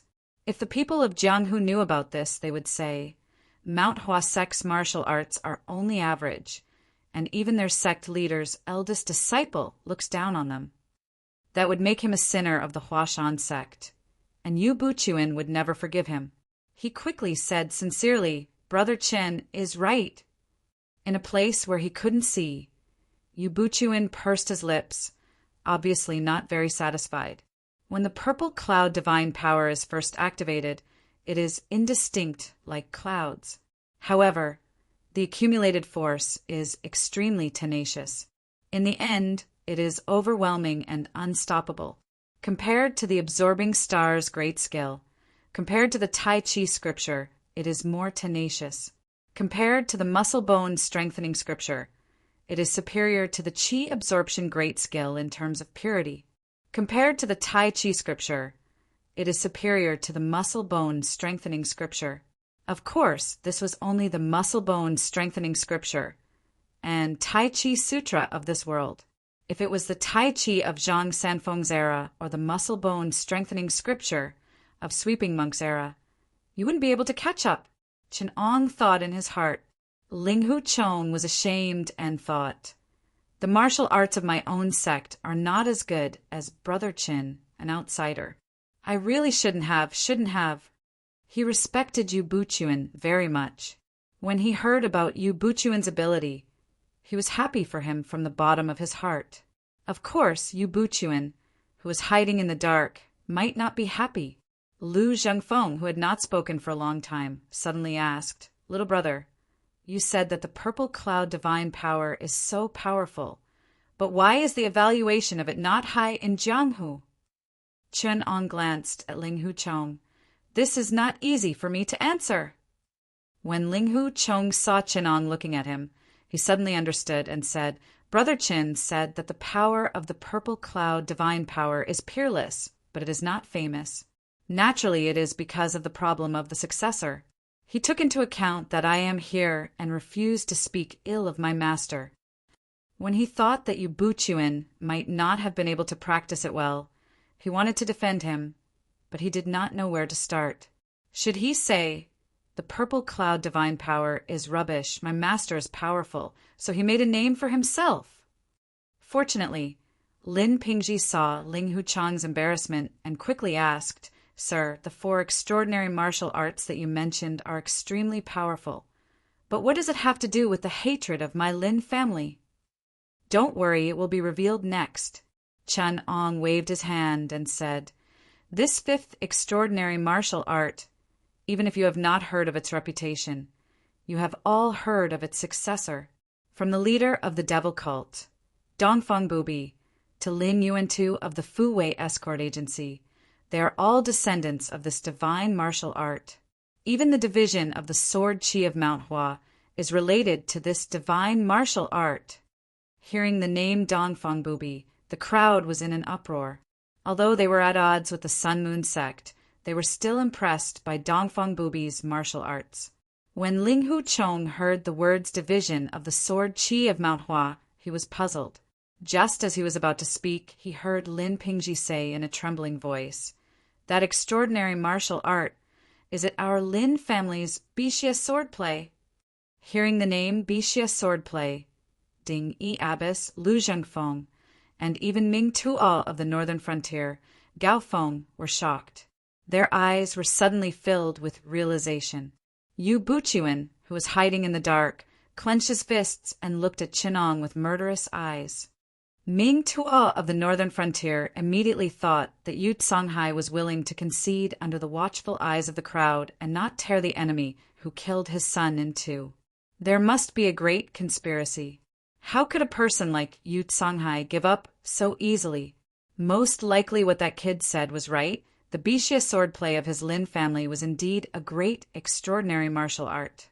As long as he kept his eyes on Lin Pingji, he would get this martial art treasure book sooner or later. At this moment, the way he looked at Lin Pingji was a little strange. Lin Pingji, however, did not think so much. He looked at Chenong expectantly. Chenong was a little embarrassed by his stare. He waved his hand and said yes and no. Yes means yes and no means no. Why do you say yes and no? Mu Gaofeng's heart was agitated. Seeing that Chenong still wanted to keep him in suspense, his tone became impolite. When Chenong heard this, he sneered in his heart. Wait until I finish talking. Then I will settle the score with you. I said the Bixia swordplay is not because it only obtained 40% of the essence of that extraordinary martial art. I said it is because the Bixia swordplay is indeed from it. With only 40% of the essence, Lin Yuantu was able to defeat half of Jiangnan and was invincible. Even the previous sect master of the Qingqing sect, Chang Qingzi, suffered a crushing defeat and died unwillingly. This extraordinary martial art can be said to be the best in the world. Lin Pingji closed his eyes and said sadly, Yu Songhai also took a fancy to my family's Bixia swordplay because of this. Yes, Chenong nodded. Even Mu Gaofeng could not help but ask when he heard the name of the world's best martial art. He hurriedly asked, Boy, you haven't said the name of the martial art yet. The sun rises in the east. Only I am invincible. The Sunflower Treasure Book, the ultimate martial art. This martial art is naturally the Sunflower Treasure Book, practiced by Invincible East. In the whole world, except for Invincible East, who can be called the best martial art in the world. The name Invincible East immediately calmed the restless people down. Even if they wanted to obtain the world's best martial art, they had to face Invincible East, who was also the best in the world. At the very least, they had to think about it carefully for a while. Even if they obtained the amazing martial art, would they still be alive to practice it? Mu Gaofeng's greedy eyes immediately turned to Lin Pingji. He thought, I have to take it slow with Invincible East, but this weakling can be taken down easily. Without the Sunflower Treasure Book, it is not a bad idea to practice the Bixia swordplay first. He immediately clenched his hands into claws, leaped up, and pounced on Lin Pingji like a giant eagle. Although his body was disabled, his movements were even faster. With one pounce, he was more than 10 feet high. His movements were so swift that no one could react in time. Under this pounce, Lin Pingji was as small as a little chick. But Ling Huchong saw a dart in Cheneng's hand. The dark dart looked very rough, and its shape was beautiful. It was completely different from most of the hidden weapons in the martial world, and even had a sense of smoothness. Everything happened in an instant, but in Cheneng's eyes, the world became slow. Mu Gaofeng's swift movements and the momentum of that pounce should have been as powerful as a thunderbolt, but in Cheneng's eyes it was as slow as a snail. Coupled with his ferocious eyes, it looked a little funny. Everything around him was clear to him. Even the strong wind stirred up by Mu Gaofeng's pounce, the changes in the air around him, and even the gentle breeze in the sky were all clearly sensed by him. When he turned on overclocking to the second degree, most of the information in the world could not escape from Cheneng's calculations. Mu Gaofeng might have 68 ways to deal with it, 12 ways to retreat, and even 29 ways to save him when someone tried to save him. All of these plans formed in Cheneng's mind. When he threw the dart, Chenong was certain that Mu Gaofeng was dead for sure. Chapter 8. In the next moment, everyone saw Mu Gaofeng fall heavily from the sky with a bang. His hands covered his throat as blood flowed continuously from the gaps between his fingers. A dull black dart was quietly stuck in the ground. Chin Ong also saw Mu Gaofeng's face, which was already convulsing in pain. He sighed in disappointment and said, "The world is so big. Why don't you go and have a look? Why do you have to court death?" With a few steps, Chin Ong pulled the dart out of Mu Gaofeng's throat inch by inch. At this moment, everyone's expression changed. The atmosphere was so oppressive that even the sound of a needle dropping on the ground could be heard clearly. Although Ming Tuo of the northern frontier couldn't be considered a top-notch expert, he was comparable to some of the more powerful ones among the 13 tycoons of Mount Song. But now he was lying here like a dead dog. It was hard to believe his eyes. The whispering disciples of the 5 Mountain Sword faction all quieted down, as if they had been hit by a spell. They stared at Chin Ong in a daze, as if they were looking at a monster. Ding Yinan silently thought, "If Yu Songhai had left a little later, I'm afraid there would be another person lying on the ground." Chin Ong, it's Chin Ong again. He was like the monkey son who jumped out of a stone. He had no master and no friends in the martial world. With the name of Sai Huara, he killed a disciple of the Qingqing sect as soon as he appeared. He slapped Yu Songhai's face so hard that he had no choice but to endure it. Then he killed Mu Gaofeng with a dart. He was not Sai Huara, but Sai Huara. Now, it seemed that not only was Yu Songhai not a coward, but he was also very clever and smart. Otherwise, the sect master of the Qingqing sect, Yu Songhai, would become the late sect master of the Qingqing sect. Both Ding Yinan and Lu Zhengfeng felt very lucky for him. Only one person looked at Chin Ong with eyes as hot as charcoal, making his back itch. When he turned around, it was indeed Lin Pingji who was looking at him.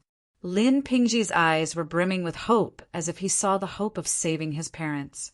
The people of Hongshan's sect still had a task to complete, and Ding Yi Abbess was anxious to find Lin. Seeing that Chin Ong did not intend to let them in, they searched westward with the nuns of Hongshan sect. Lu Zhengfeng led the disciples to follow.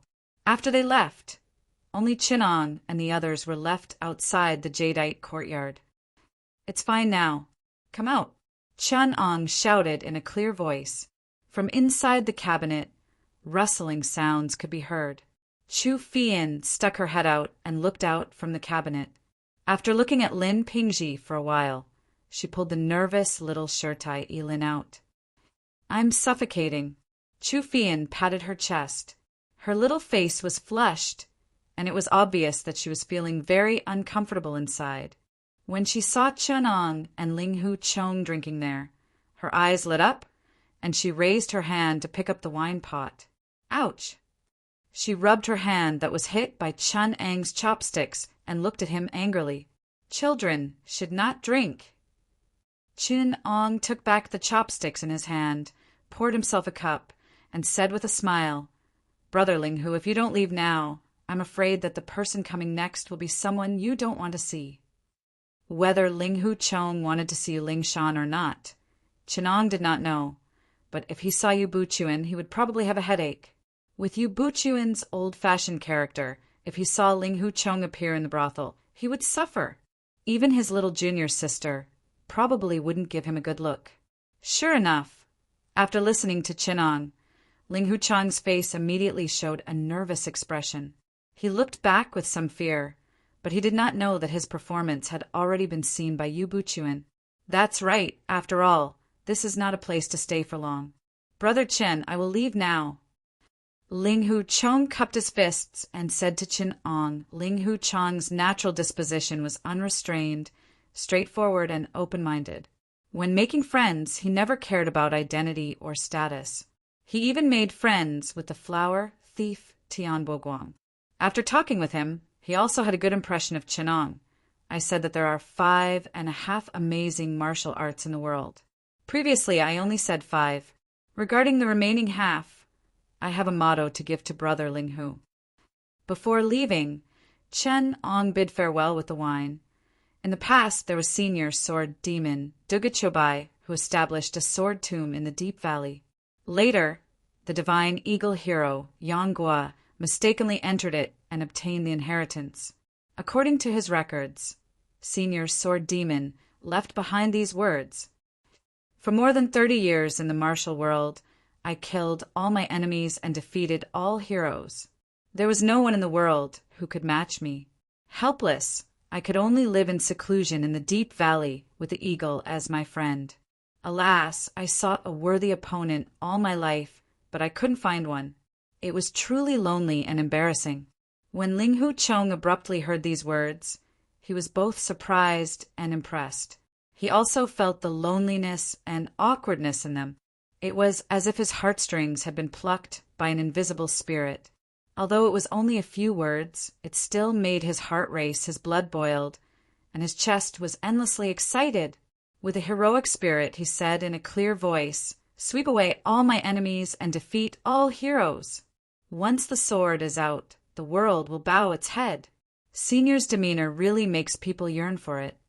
Chun Ong said, "Since it is a sword tomb, Senior Dugu naturally left behind the swords he used. The first one is a sharp sword that shines with a green light. Senior Dugu left behind a message. Swift and fierce, unstoppable. When I was young, I used it to compete with the heroes of Hishoa.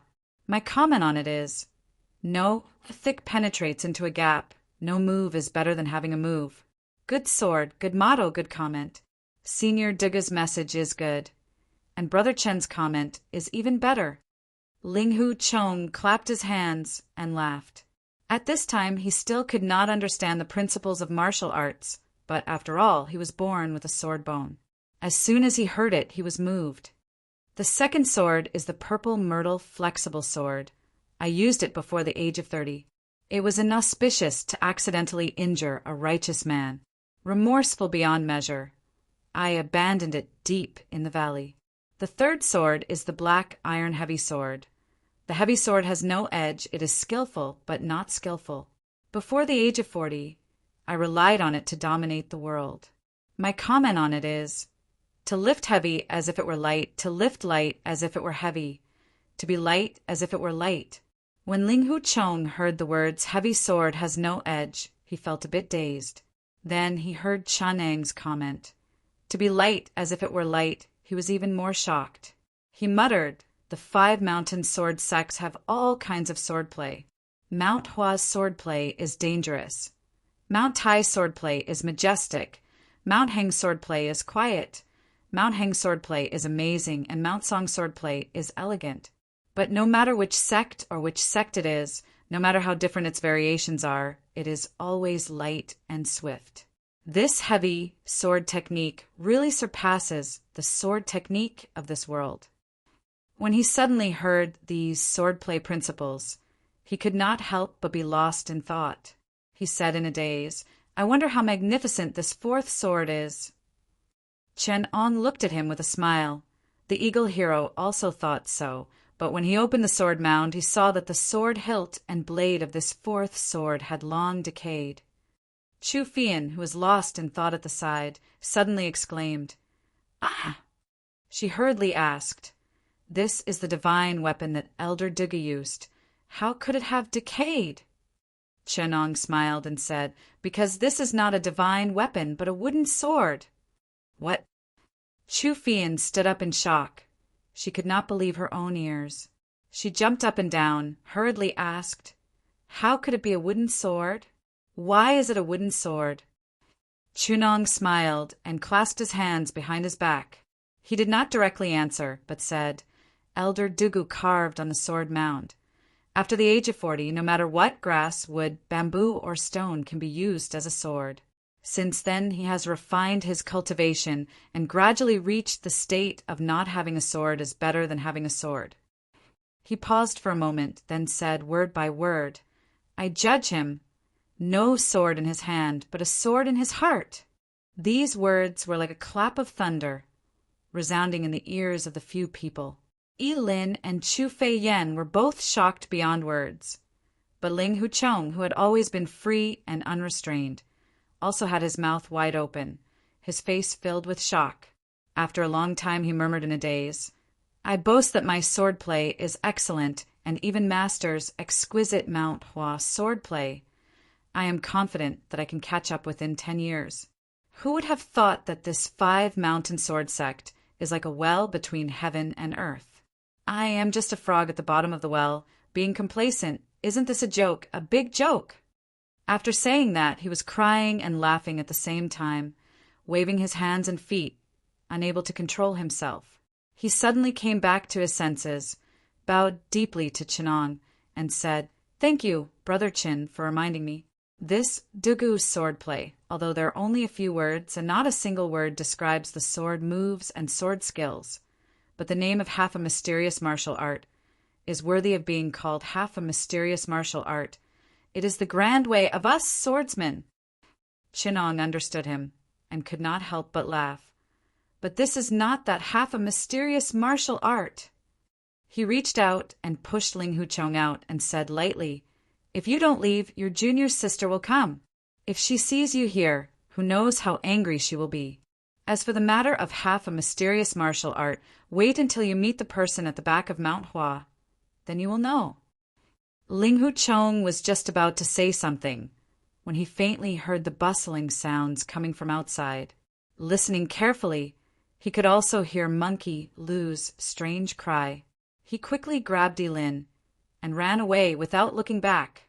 He only heard the words left behind. Brother Chin, I will treat you to a drink some other day." Chin Ong looked at his back and could not help but laugh. Ling Huchong, who already had an excellent comprehension ability, had also obtained the sword theory of Dugu Chobai. What kind of brilliance would the 9 strategies beyond the swords shine in his hands? "The next time I see you, we might not be friends, but we must be good opponents." Chinong could not help but look forward to the 9 strategies beyond the swords in Ling Huchong's hands in the future. At that time, Ling Huchong, who had a deep understanding of the solitary sword will, would be his best opponent and teacher, and the battle between the two of them would be even more fruitful. It would be best if he could enlighten Feng Qingyang and help him improve further. In this way, when he fought with him at the peak of Mount Hua, it would definitely give Chinong even more inspiration. Chinong, who had an overclocked state and developed his brain to the extreme, did not need to look for all kinds of mysterious martial art manuals. This was because every peerless master who fought with him was a peerless secret manual. Not only did they teach him their own martial arts, but they also contained their unique understanding and wisdom. This was what Chinong relied on to climb the path of martial arts. Chapter 9. Today was the day when hero Lu Zhengfeng of Hung Mountain sect washed his hands in a golden basin. The city of Hung Mountain was in a festive mood. 500 or 600 guests from afar poured in like flowing water. The guests from the other sects of the 5-mountain sword sect, some famous people in Jianghu, and even some riffraff came one after another. Some of these people were familiar with each other, while some had only heard of each other but had never met each other. For a moment, the hall was full of greetings and introductions. The other sect leaders of the 5-mountain sword sect could not help but frown when they saw some people passing by in the crowd. They all felt that Lu Jingfeng did not know how to behave himself. Making friends with people like this would bring shame to the reputation of the 5-mountain sword sect. It was already 9:15, so Lu Jingfeng returned to the inner hall and let his disciples entertain the guests. As soon as he sat down, he saw a flash of black light. When he looked up, he saw a long black iron needle nailed to the side of his right hand. Looking at the black needle carefully, Lu Zhengfeng found that it was the famous hidden weapon of his good friend Chu Yang, the black blood divine needle. When it was used, a cluster of black needles would be scattered like rain. Those who were hit would die. It was a famous and vicious hidden weapon of the Sun Moon sect. However, this flying needle was not shot by Chu Yang's shower of flowers technique. Instead, it was nailed into the solid wood with pure hand strength. It was a 3-inch fine needle with only the tip of the needle exposed outside. Lu Zhengfeng slapped the side of the fine needle with his palm strength. The flying needle shot out, but it had already broken into 2 pieces. Lu Zhengfeng gasped. This black blood divine needle was as fine as a cow's hair, and its diameter was only a millimeter. If he did not look carefully, he would not notice it. Usually, the fine flying needle would be twisted and broken with a little force. Even with Chu Yang's ability, it was difficult for him to exert force on it. He could only use his internal force to shoot a large cluster of needles with the shower of flowers technique and apply poison on the needle to ensure its power. Now, this black blood divine needle was no different from the one used by Chu Yang, but it could be inserted into the solid wood without being damaged at all. This technique had far surpassed Chu Yang's. No wonder there was no poison on it. Lu Zhengfeng wrapped the black blood god needle and carefully placed it in his arms. He followed the direction of the needle, and in just a few breaths of time, he arrived at the bottom of a bamboo forest. Seeing a young man dressed in brocade clothes, with his hair tied up by a jade ring, sword-like eyebrows and starry eyes, sitting upright in the bamboo forest, the 12 or 13-year-old pretty girl beside him saw Lu Zhengfeng and cried out in surprise, "Grandpa Lu!" Seeing this scene, Lu Zhengfeng was shocked. "Miracle Doctor Sai, I wonder why you lured me here? Why did you bring my niece along?" Secretly, he held a long sword in his hand and became vigilant. That day, when Chenong killed Mu Gaofeng with a dart, Lu Zhengfeng was not far away. Even if it was the black blood divine needle just now, Lu Zhengfeng might not be able to withstand it. Today, Chen Ang's intentions were unclear, so he had no choice but to be vigilant. Seeing his nervous look, Chen Ong knew what was going on. He immediately stood up and cupped his hands towards Lu Zhengfeng. "I did not force her to come here, but she stuck to me and insisted on following me. I also feel that she is very clingy. If Mr. Lu is familiar with her family, I will entrust her to Mr. Lu." When Chu Fian heard him say that she was clingy, she coldly snorted in dissatisfaction and turned her head away. Seeing Chu Fian like this, Lu Zhengfeng was also relieved. His relationship with Chu Yang had violated the taboo of the two families. If it was spread out, not only the 5 Mountain Sword sect would not spare him, even the Sun Moon God sect would hunt them down. Therefore, the relationship between the two was extremely secretive and could not be known by others. Based on the friendship between the two of them, if Chu Yang's granddaughter was in the hands of the enemy, he could only risk his old life and sacrifice himself to save her. Today is Lu Zhengfeng's big day. "Since godly Dr. Sai is here, why don't you come in for a drink?" Lu Zhengfeng's face was filled with a warm smile as he cupped his hands. "I'm afraid that today is not your big day, but the day when your whole family will lose their lives." Chun Ong shook his head and said, "After seeing this black blood needle, you still have the mentality of a fluke. Do you really think that no one knows about the matter between you and Chu Yang?" Lu Zhengfeng's heart skipped a beat and his face immediately darkened. He said coldly, "Godly doctor's words have confused me. Don't panic. Hide the soft sword in your sleeve. We are friends, not enemies." Chen Ong smiled and spread out his hands, indicating that he did not have any weapons. "Does Mr. Lu know that in this Hung Mountain city, Dingmian Lu Bai and Fei Bin of the 13 Grand Guardians of Mount Song have hidden away with the 5 Mountain Sword Sect's leader's flag? What do you think they are here for?" "Leader's flag?" Lu Zhengfeng pondered and said, "Leader's what is a person of virtue and prestige. He must have something important to do by sending the leader's flag here." Chen Ong smiled, glanced at him, and said directly, "Why do you have to deceive yourself? Zhuo Lenchan has been plotting to unite the 5 mountains for a long time, and he has long been dissatisfied with the position of the leader of the 5 mountains. You, Lu Zhengfeng, are the pillar of Mount Hung. It is not an exaggeration to say that he regards you as a thorn in his side. With this justifiable evidence, I'm afraid that this day next year will be the death anniversary of your whole family." His words were very rude, and Lu Zhengfeng was furious. At this time, Zhuolenchen's ambition had not been as obvious as it was later. In Jianghu, in the 5 Mountain Sword sect, he was still the Iron Mask leader who enforced the law impartially in the eyes of others. It could be said that it was the death of Lu Jingfeng's whole family that caused the Five Mountain Sword sect to be disunited and Zuolenshin's prestige gradually faded.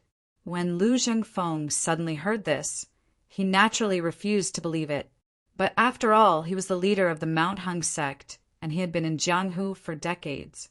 When he calmed down and thought about it, he thought about all the things that Mount Song had done in these years, and his back was unconsciously soaked in cold sweat.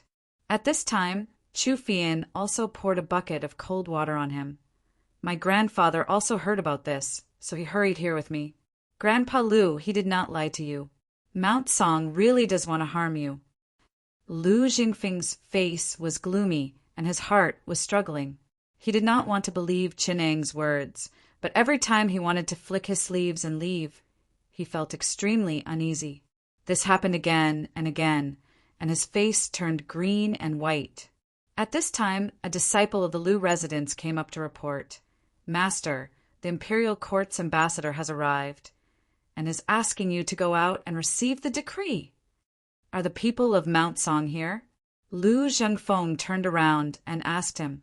The disciple was stunned for a moment. Then he cupped his fists and said respectfully, "I don't see the senior brother of Mount Song."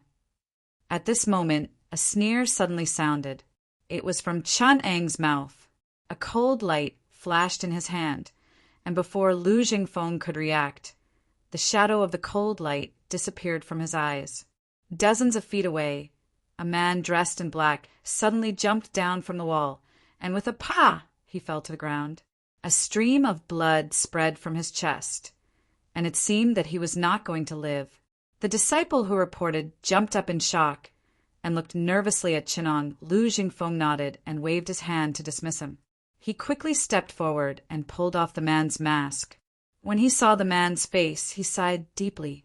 He went forward and cupped his fists to Chinong. "With Brother Chu as your guarantor, I trust you. Let me go settle down my family, and when I come back, please have a seat of honor. After today, if you need anything, I will definitely repay you with my body." Finishing, he did not even change his clothes and hurriedly left. Chu Fian looked curiously at the man in black, and looked at Chinong with surprise and admiration. To be able to hit a hidden master from dozens of feet away, not to mention his eyesight, just his skill with hidden weapons was much stronger than her, and not far from her grandfather. Looking at the whole of Jianghu, it was rare to find someone in his 20s who had this ability. She had not seen the scene of Chun'ang killing Mu Gaofeng with one dart, or else she would not have made such a fuss over such a small matter. "Let's go first." Chun'ang smiled at her, and did not care about Chu Fian's blushing face. He walked straight into the Lu residence. Chu Fian kicked the ground sullenly. Seeing that Chinong had walked far away, she quickly followed. The Lu residence was full of guests, bustling with activity. There were more than 200 tables inside and outside. Seeing Chinong come in, Ding Yishirtai and Yu Buchuan were both surprised, thinking to themselves, "Why is he here?" Yu Songhai was even worse. Seeing Chun'ang coming over, he turned his head to the side, pretending not to see. Although Yu Buchuan's name was Buchuan, he was very fond of making friends. He was not familiar with Chun'ang, so he went up to greet him, wanting to find out his background. At this time, some of the Jianghu people who had been treated by Chenong had already gone up to greet him, respectfully greeting him. For a moment, Chenong looked troublesome and warm, and he smoothly blended into the crowd. Seeing Chenong greeting everyone with a smile, some of the Jianghu people who did not know what was going on curiously asked, "Who is this person? He has such a wide network." Even Mr. Yu from Huashan sect came to greet him. The person beside him who knew told him, "This is Hua Tuo Sai, Miracle Dr. Sai. Old Hero Wang's sore was cured by him. It is said that he has the ability to cut open the abdomen and scrape the bones to cure poison. He is a famous miracle doctor in Jianghu." When Abbess Ding Yi heard what the person beside her said, her face couldn't help but tremble. Her calm face also lost its composure.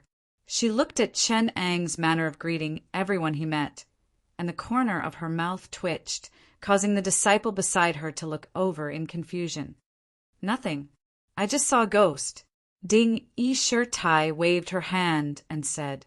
Chun Ong sat next to Lin Pingji, which shocked Lin Pingji so much that his eyeballs almost fell out. When did these two get together? But in public he could only look at the two with a dark look. At this time, Lu Zhengfeng had already come out.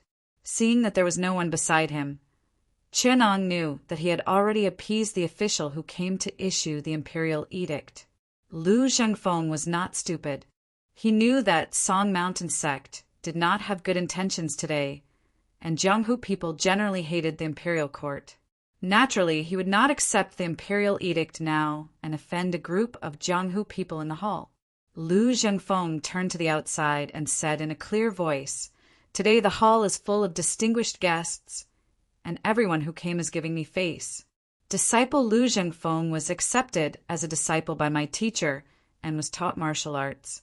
I am very ashamed that I could not bring honor to Mount Hung sect. Fortunately, our sect has Mo Shige presiding over it. I am already old, my body is weak, and it is difficult for me to manage the gratitude and grudges of Jianghu." He paused and swept his gaze over the crowd of heroes. He said with emotion, "From today onwards, I will wash my hands of the Jianghu and no longer care about the gratitude and grudges of Jianghu, nor will I care about the disputes between sections." Hearing his generous words, everyone congratulated Lu Zhengfeng one after another and complimented him. "Good fortune and longevity will be returned to you." Only Ding Yi-Shir-Tai sighed and said, "Lu Xindi, you are again." "Aye." Lu Zhengfeng cupped his hands toward the crowd and rejected Ding Yi-Shir-Tai's good intentions. He rolled up his sleeves, stretched out his hands, and was about to put them into the golden basin. The hall was bustling with noise, and everyone was congratulating him. Chapter 10. Everyone present frowned deeply. They felt that this person's tone was extremely rude. He treated the thousands of heroes and warriors here as nothing, and he really did not give Lu Zhengfeng any face. When they turned around to look, they saw 4 men in yellow robes walking in from the main entrance. The leader was about 40 years old. He had a medium build and was very thin. He had 2 mustaches on his upper lip. Those who were knowledgeable could already recognize him. He was Song Mountain Sect's Song Yang Hanfei Bin. The 2 people behind him were even more powerful. They were pagoda-bearing Han Ding Mian and Crane Han Lu Bai, who were ranked higher. Among the 13 Grand Guardians of Song Mountain, 3 of the leaders actually came. They really gave Lu Zhengfeng a lot of face. They held up a 5-colored flag which was decorated with pearls and gems. When it was unfolded, it emitted a bright light. Many people recognized this flag, and their hearts trembled. The flag of the 5 mountain sword factions, Alliance Master, has arrived. The others were still confused, but Lu Zhengfeng already knew their purpose. He held the table and chair beside him and said lightly, "So the flag of the left leader of Song Mountain sect is here. Junior brothers, I don't know how many disciples Song Mountain sect has sent. Let's all show up together." His tone was extremely unkind, which shocked all the heroes present. They didn't know what had happened, or if Lu Zhengfeng and the Song Mountain sect had a grudge against each other. Ding Yi Abbess said in a trembling voice, "Brother Lu, what's going on? If there's anything, please sit down and talk it out. The 5 mountain sword sects are of the same branch. We can't let outsiders laugh at us." Lu Zhengfeng's face was solemn. He said to Ding Yi Abbess kindly, "Abbess, it's not that I, Lu Zhengfeng, am against the rebels, but old thief Zhou has gone too far. Not only did he interfere with the internal affairs of our other 4 sects, but he also premeditated to kidnap my family. Men, bring those rascals to me." Hearing his order, the surrounding disciples of Lu clan rushed out from the inner hall. Each of them carried a sword and saber and guarded against the people of Song Mountain. More than a dozen disciples of Song Mountain in yellow robes were tied up with ropes.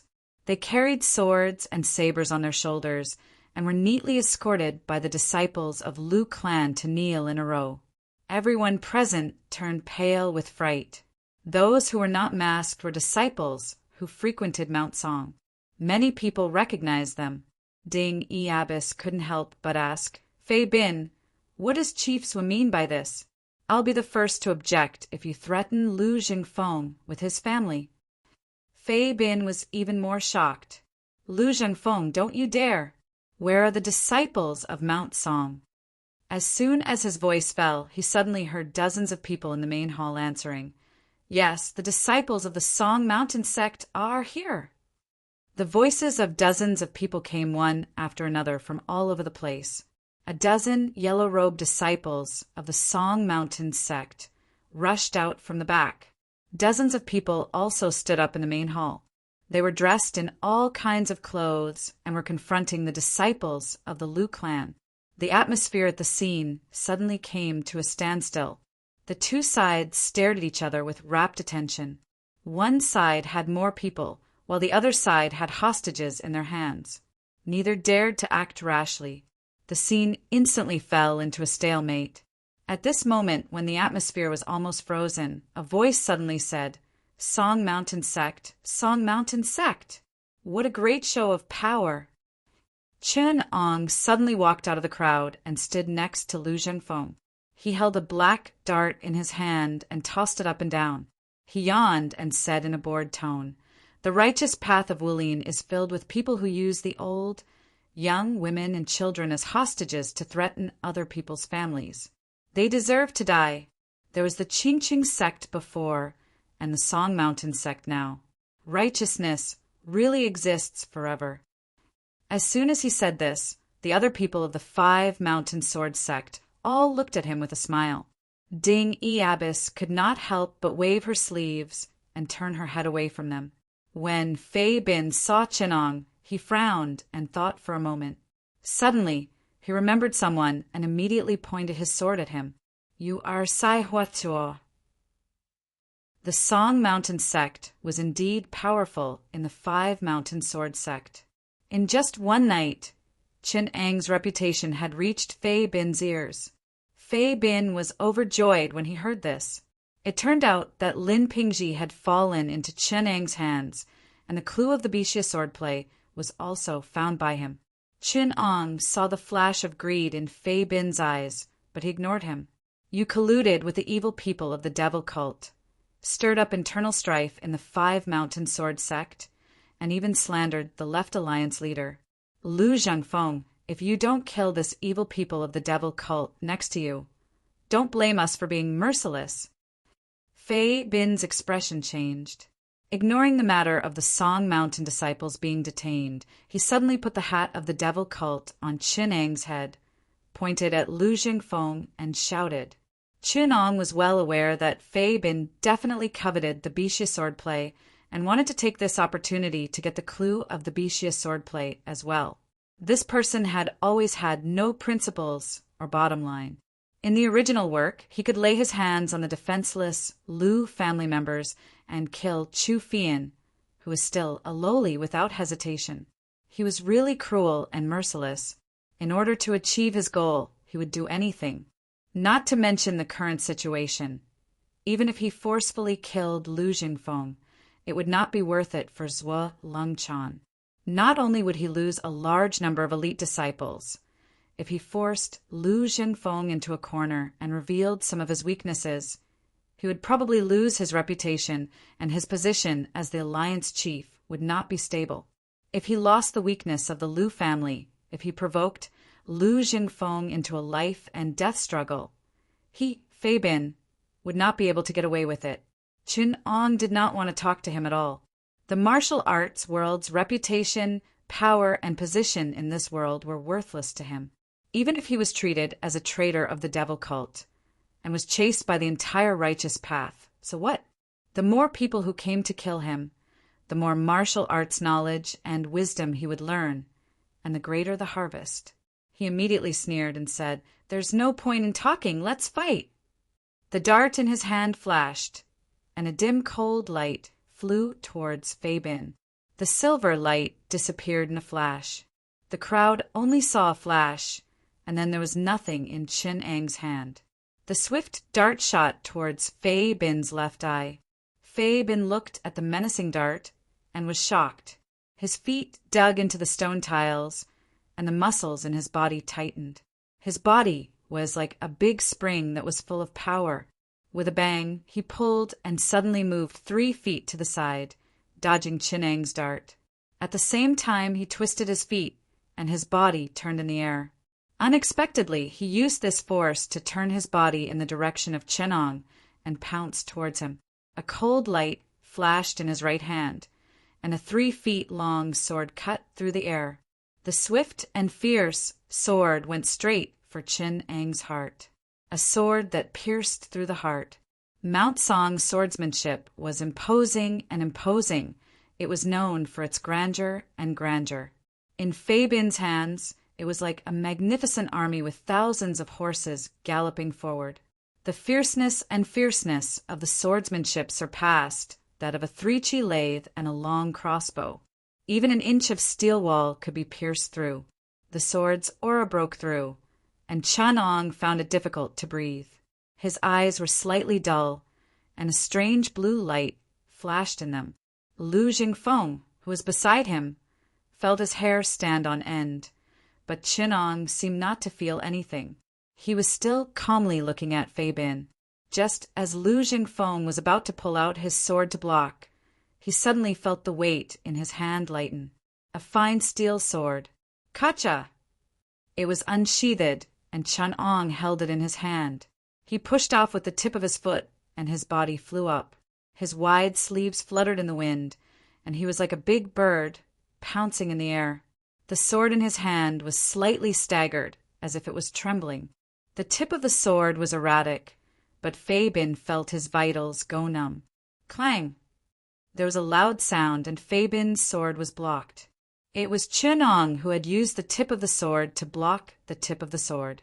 Fei Bin raised his head and looked into Chin Ang's eyes, but all he saw was a blue coldness, as cold as the ice of the heavenly mountain. It made his eyes sting. Before Chin Ang could react, their swords suddenly broke apart. The hilt of Fei Bin's sword shook violently, making him almost lose his grip on it. But Chin Ang used this force to turn his sword into a sword flower, twisting along the blade of Fei Bin's sword. Like a flood dragon, Chin Ang tore Fei Bin's sword apart. His control of strength was exquisite. How could Fei Bin have imagined that someone could use swordsmanship like this? This kind of control of strength was impossible. He hurriedly let go of the hilt in his hand, but it was too late. The sword flower that looked like a dragon twisted around his right wrist. His hand was covered in boiling blood and turned into a pile of flesh. Chin Ang flew up and kicked him in the chest. Fei Bin's body trembled, and he vomited blood, falling to the ground. Chapter 11. Fei Bin was known as the Songyang palm, so his palm technique was naturally the best. But now that he had lost an arm, he might have to change his nickname to something like One-Armed Hero or Eagle Hero. Chin Ang dislocated his limbs and sealed his acupoints with silver needles. This was not to prevent him from exploding, but to prevent him from bleeding to death. After searching his pockets carefully, Chin Ang sighed in disappointment. Sure enough, novels are all lies. Who would carry secret books with them? I was hoping to find a Songshan sword technique or Songyang divine palm. But in the end, I only found 5 taels of silver. As he said this, he casually threw away the silver fragments as if he was venting his anger. 2 silver lights pierced through the air, creating a shrill sound of wind. The 2 Mount Song disciples behind him cried out in pain. They covered the acupoints below their left breasts and fell to the ground. Seeing this, Ding Mian shouted angrily, Lu Jingfeng, if you dare to hurt a hair of my junior brother, I will report to the Alliance Master and punish you severely. Chin Ang looked back at him in surprise and suddenly laughed. He shook the long sword in his hand and cut off Fei Bin's ear. Yes, go and report to the left Alliance Master and let him punish me severely. It's best if he sends the 13 gangsters. Oh, right, there are only the 12 gangsters now. I'm really afraid of the Left Alliance Master's punishment. You. Ding Mian pointed at Chenong, trembling. He was so angry that he couldn't speak. Lu Zhengfeng stood in front of them with his sword and said in a deep voice, Ding Mian, Lu Bai, I admit that Zhuo Lingchan is the Alliance Master. He is the 5 Mountain Sword Faction's Alliance Master. I don't admit it. He is just the leader of your Song Mountain sect. My business is none of his business. Lu Zhengfeng, do you still want to break the 5 Mountain Alliance? Ding Mian's face turned red with anger.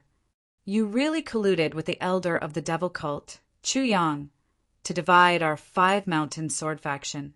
Senior brother Lu, senior sister Ding Yi, senior brother Tianmen, are you just going to watch him rebel? Taoist Tianmen stood up first and asked Lu Zhengfeng coldly, is what he said true? Lu Zhengfeng said coldly, Senior brother Tianmen, this matter only concerns the grudge between me and Mount Song. It has nothing to do with anything else. Senior martial brother, you only need to tell me, will you support the 5 Mountains United Sect, or will you work with me to oust Zhuo Lingchan from the position of Alliance Leader? I just want to ask you, is there really a reason why you and Chu Yang are friends? Tianmen Taoist Shifu had died in the hands of a female elder of the devil cult, so he hated the devil cult to the bone. Hearing the name of the devil cult, he had long put other things to the back of his mind. The difference between the righteous and the devil was the righteousness of the 5 Mountain Sword Faction, and Lu Zhengfeng was absolutely unwilling to deny the fact that he was acquainted with Chu Yang. Once he said that he was forced to break off relations with the 5 Mountain Sword Faction. No matter how excessive Zhuo Lingchan's actions were, and no matter what kind of intentions he had, he would always stand above the righteousness of the 5 Mountain Sword Faction. Lu Zhengfeng lowered his eyes and said indifferently, That's right, brother Chu Yang. Not only do I know him, but he is also my only confidant and best friend in my life. As soon as these words were spoken, the atmosphere instantly froze. Taoist Master Tianmen sighed, drew out his sword, and pointed it at Lu Zhengfeng as he said, Today is the day I defend the 5 Mountain Sword Sect. Alliance Master Zhuo, please give the order and clean up my 5 Mountain Sword Sect. For a moment, Yu Buchuan and Ding Yi Abbas stood up and stood beside him. Yu Buchuan sighed and said, Junior Martial Brother Lu, if you break off relations with Chu Yang now and swear to kill him within half a month, I will definitely do my best to help you. At that time, go back and apologize to Alliance Leader Zhuo. He is a magnanimous person and will certainly not make things difficult for you. Ding Yi Abbas also agreed and said, Junior Martial Brother Lu, you are a gentleman. What does it matter if you fall into the trap of a despicable person? You should quickly kill this devil Chu Yang with one sword strike. It is very clean and refreshing. Our 5 Mountain Sword Faction is of the same breath and branch. We must not be provoked by the evil people in the devil cult and hurt the righteousness of our fellow Taoists. Lu Zhengfeng sighed and held his sword in silence. He had already expressed his attitude. Ding Yi Abbas shook her head and sighed. She walked to the side of Taoist priest Tianmen. For a moment, 4 of the 5 Mountain Sword sects actually walked to the opposite side. Even the other disciples of Hung Mountain sect also walked into the crowd. Lu Zhengfeng's family had already been sent overseas by him. This time he had long been prepared to die. In order to fulfill the friendship between him and Chu Yang, he cupped his hands and thanked Chenong. Thank you, benefactor, for protecting my family for me. Today, I'm afraid that I will be unlucky. I'm afraid that I can only repay benefactors' great kindness in the next life. Please leave first. I will risk my life to stop them for a moment. If I didn't remind you, Ding Yi Abbas and the others might not necessarily stand opposite to you because of the evil deeds of the Song Mountain sect. The current situation is mostly caused by me. Don't you blame me? Chunong asked with a smile. Why do you say that, my benefactor? I am already at the age of knowing my destiny, and I don't have much time left. If I die, it will be difficult for the Song Mountain sect to blame my family. It is my biggest wish to save my family and my youngest son. I have broken the rules of Jianghu. My death is not to be regretted. Lu Zhengfeng sighed and said slowly when the crowd quieted down. The others were affected by his emotions and could not help but be moved. Facing the desperate situation of life and death, Lu Zhengfeng not only did not become depressed, but also showed his heroic spirit. Although these Jianghu men did not think so, they could not help but secretly admire him. Rules of Jianghu? Not only did Chenong not listen to Lu Zhengfeng's words, but he also turned around and walked away. Instead, he stayed and asked with great interest, I am so ignorant. I wonder which rule of Jianghu did Mr. Lu break? Those who make friends with bandits will be killed. Good and evil cannot coexist. This is the rule of Jianghu. Ding Mian shouted. What a good rule of Jianghu. Then punish evil and help when you see injustice. It should also be a rule of Jianghu. Qin Ong suddenly slammed the table in front of him and shouted, Those who make friends with bandits will be killed. Then, should we kill those who bully the weak?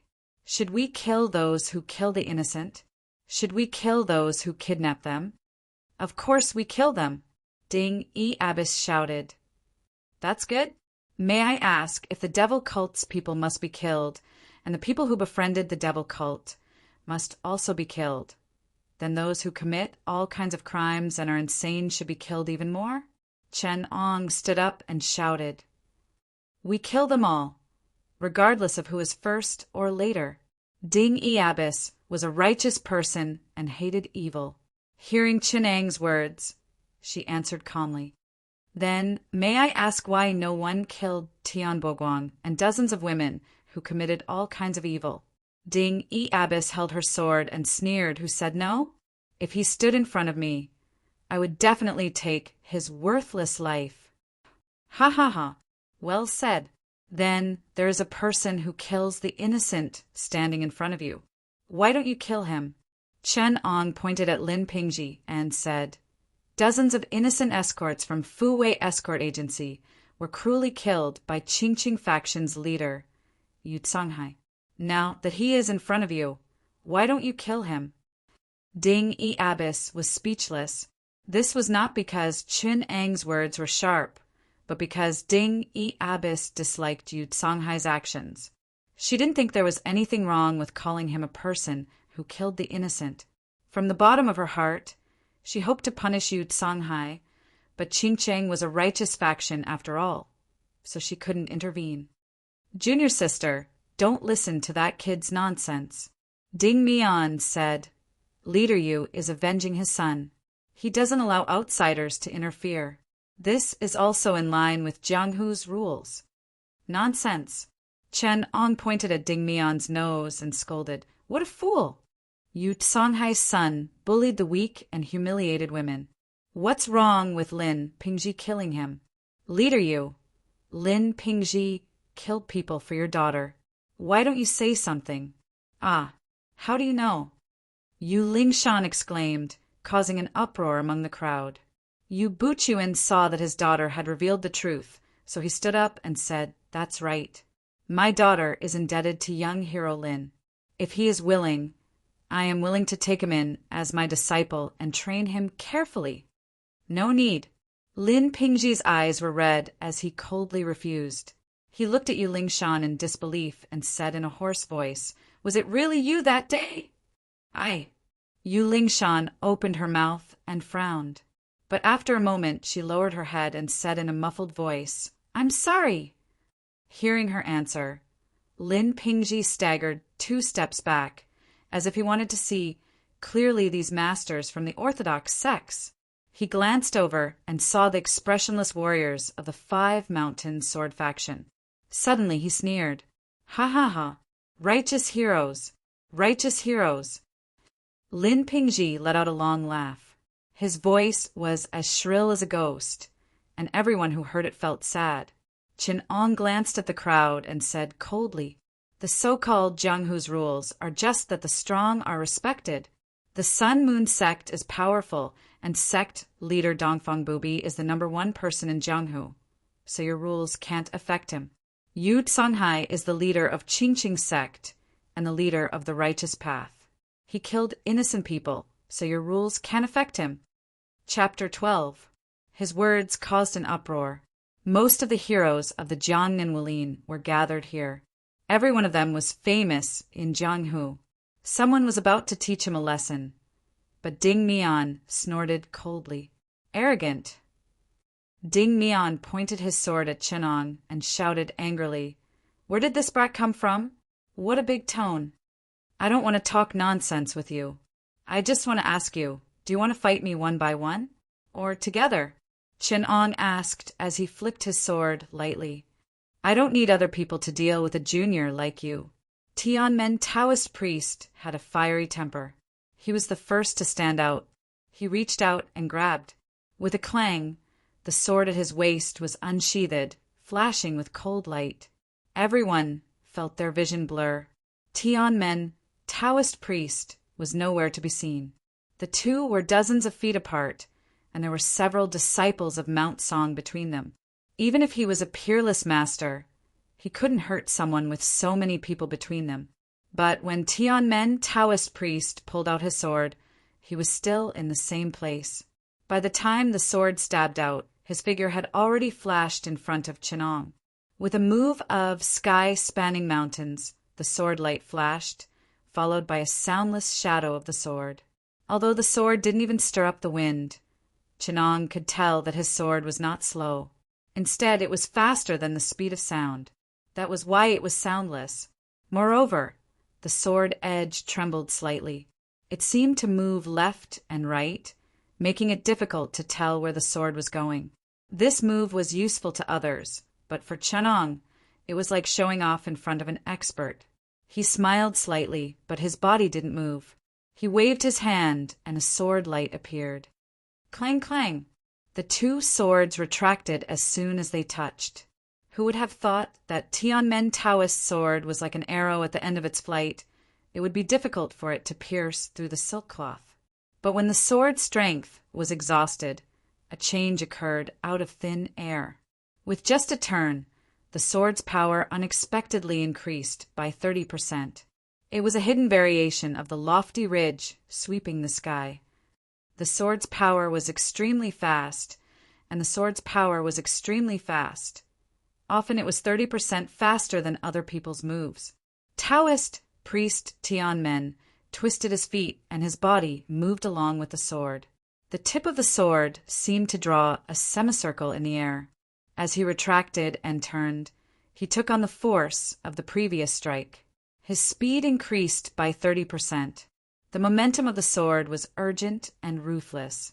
The more he moved, the more dangerous it became. Good move. Mount tie 18 plates. Ding Mian and the others were visibly moved. This move was originally created by a famous senior of the Taishan Pai in the past. He saw that the 18 coils of the 3 gates of Taishan were winding like sheep intestines, with a turn every 5 steps and a return every 10 steps. The path was very steep, so he incorporated the terrain into his swordsmanship. The higher Taishan went, the more dangerous it became, and the more this sword turned, the fiercer it became. Now it seemed that Taoist priest Tianmen had already grasped 80% of the essence of this move, which was not a good thing for the Song Mountain sect's grand plan. Taoist priest Tianmen's sword was like an antelope hanging its horns, without the slightest trace of smoke and fire. It was natural and not something that ordinary people could have expected. He had thought that once he used the Mount Tai 18 plates, he would change his moves extremely quickly. Chin Ong most likely would not have time to deliver his long sword, and then he would be finished with his sword. Unexpectedly at that moment, Chin Eng's long sword also made a turn. Compared to Taoist priest Tianmen, it was more than 30% faster. Even though it was launched later, it arrived first and lightly tapped on the weak spot of Taoist priest Tianmen's sword momentum. Not only that, from the eyes of the people around them, This sword move was exactly the same as the Mount Tai 18 plates, used by Taoist priest Tianmen. It was even more exquisite. The long sword in Taoist priest Tianmen's hand shook violently. He almost lost his grip on it and was about to fall out of his hand. He held a mouthful of Jin Qi and forcibly calmed down the long sword. However, his chest was wide open. As long as Qinong pushed the long sword forward, he would be killed. Unexpectedly, he had the temperament of someone who would rather die than surrender.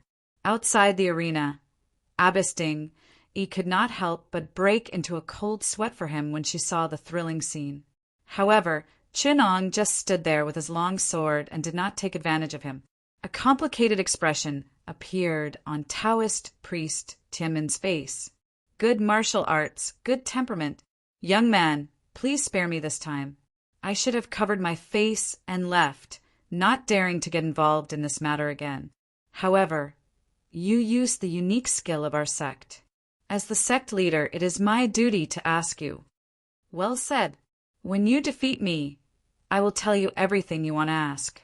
Qinong raised his long sword and motioned for him to continue. He had learned this sword technique on the spot. If Taoist priest Tianmen wanted to give up, he would not be willing. Taoist priest Tianmen let out a long sigh and raised his sword to stab at Qinong's chest. As the sword flashed, the long sword made a buzzing sound. With just this strike, it covered the 7 major acupoints on Qinong's chest. The sword flashed like a swimming dragon, rising and falling. Its head and tail were in sync.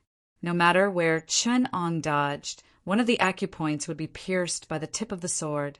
This was another unique skill of the Mount Tai sect, the 7 stars falling from the sky. The 7 stars flashed and disappeared, and the sword pierced through the sky. This 7 stars was just a decoration. What was more ruthless was the sword that followed. No matter how the opponent parried, this sword could stab out from an unimaginable place. Even if Qinong was powerful enough to dodge this sword, he would follow up with several more ruthless moves. Each move was more ruthless than the last until it was difficult for him to parry. However, when Qinong's long sword pointed, it was also at the crucial point of his moves. When they exchanged blows, Taoist priest Tianmen changed his moves several more times. Every time his moves were experienced, he was forced to face Qinong's long sword and was hit by Qinong at the places where he could not use his strength. Every time he wanted to use his old moves, he was always intercepted by Qinong halfway, forcing him to use new moves. One set of Mount Tai sword technique was exhausted, and he was forced to use another set, until Tianmen Taoist priest had completely used up all the sword techniques in his pocket. Qinong still did not give up. He ordered Tianmen Taoist priest to perform the technique in reverse, and then he used all kinds of styles in a disorderly manner. The first half of the style was the 5 great men sword technique. The second half was the bright moon without clouds, intertwining with each other as he performed the technique. Taoist priest Tianmen thought his sword technique had improved greatly, but the people beside him could see that something was wrong, until Ding-yi Abbess could not help but shout, "Senior brother Tianmen." Taoist priest Tianmen then came back to his senses. His face was ashen. Taoist priest Tianmen reversed his long sword and swiped it at his neck. Everyone could not help but cry out in alarm. However, they saw Qinong's sword light turn and lightly touch the tip of his sword. Taoist priest Tianmen could not hold the sword and was forced back into the scabbard at his waist. Taoist priest Tianmen's hand pressed on the long sword, tears flowing down his old face. "Your sword technique is superb, surpassing a useless person like me. But this is only because Tianmen's skills are not good enough, not because the Mount Tai sword technique is useless. My disciple has lived for 60 years, but I cannot understand Senior's sword technique. In the future, there will naturally be young talents from Mount Tai who will ask for advice from you. I have no face to face the heroes of the world, so I will not care about this Jianghu matter." After saying this, He covered his face and was about to leave. However, Chenong stopped him and laughed. If you are still like this, it will be useless even if Mount Tai takes in a few hundred talented people. With a wave of the long sword in his hand, he took out the treasure sword at his waist and let Taoist priest Tianmen hold it in his hand. He raised his hand and performed the high mountain across the sky, forcing Taoist priest Tianmen to use his sword to parry. Ding Yi Abbess was furious and shouted, "You have gone too far!" She pulled out her sword and flew up. With a shake of the long sword in her hand, thousands of cold stars flashed and enveloped the major acupuncture points on Chin Ang's body. It seemed that with a shake of the long sword, it could pierce into his body. As the sword light flashed, Chin Ang stood with the sword in his hand, his 5 fingers rotating. No matter how Ding Yi Abbess changed her sword momentum, it was difficult for her to jump out of the circle of his sword. The sword light turned slightly in the air and immediately stopped Ding Yi Abbess's 1,000 Flowers sword technique. Mount Hang's sword technique was dense and strict, good at defense. It was more than dense, but not fierce enough. However, it would often kill at the most unexpected place. But under Chin Ang's Mount Tai 18 coils, she could only defend. The sword light in Chin Ang's hands became fiercer and fiercer, forcing Ding Yi Abbess to only be able to parry and not fight back. Only then did Tianmen Taoist priest realize that his Mount Tai 18 coils paled in comparison to this level of sword momentum. It could only be called the 18 bends of the mountain. He tried his best to cooperate with Ding Yi Abbess to parry, trying his best to spy on the flaws in Chen Ang's sword technique. As Tianmen Taoist priest experienced the wondrous changes of the same sword technique, he tried his best to mend the flaws in the sword technique in his hands. The flaws that Chen Ang had taken advantage of earlier, he would learn to mend them from Chen Ang the next time. Gradually, his sword technique no longer looked like the legacy of the Taishan sect. Instead, it looked more like the Taishan sword technique in Chen Ang's hands, and its power increased greatly. Under Chen Ang's sword momentum, Ding Yi Abbess also used all the Mount Hung sword technique she knew, but at least she knew what was good and what was bad. She forcefully raised her vital energy and poured it into the long sword, wanting to forcefully break the situation. What surprised her was that in this kind of situation, Chenong would usually just touch and then leave. He only diverted her sword technique, but did not fight her head-on. His inner energy is insufficient. Tianmen's senior brother, use your inner energy to attack him. Ding Yi Abbess was very surprised and shouted repeatedly. When Tianmen Taoist priest heard this, he also desperately raised his inner energy. The long sword was filled with energy, and the momentum was heavy. Chapter 13. Under the joint attack of the two, Chenong was leisurely and composed. He passed through the sword light with a relaxed look, which already made the crowd dumbfounded. When the sword light intersected, it could really overshadow more than 99% of the swordsmen below, making them feel so ashamed that they wanted to crawl into a hole to hide themselves. When the disciples of Mount Tai and Mount Hung saw the exquisite swordplay of the two sects in his hands, they only felt that the swordplay of their sects was absolutely shameful and shameful. For the first half of their lives, it was as if water had flowed into their brains, which was why they learned such unsightly things. The motivated disciples simply learned Chen Ang's swordplay and imitated it in public. They also felt that the power of their swordplay had greatly increased. When the other people in Jianghu saw this, they also imitated Chen Ang's swordplay. Although they were not as familiar with the tricks of the swordplay as the disciples of the two sects, they still learned something. There were those who carried knives and those who used strange weapons. When they saw the others carefully trying to figure it out, they simply picked up a long stick and a table leg and made a long sword gesture. For a moment, more than half of the people below the stage actually imitated and learned the swordplay. The faces of the other sect leaders were livid. They felt that it was very embarrassing, but that was only on the surface.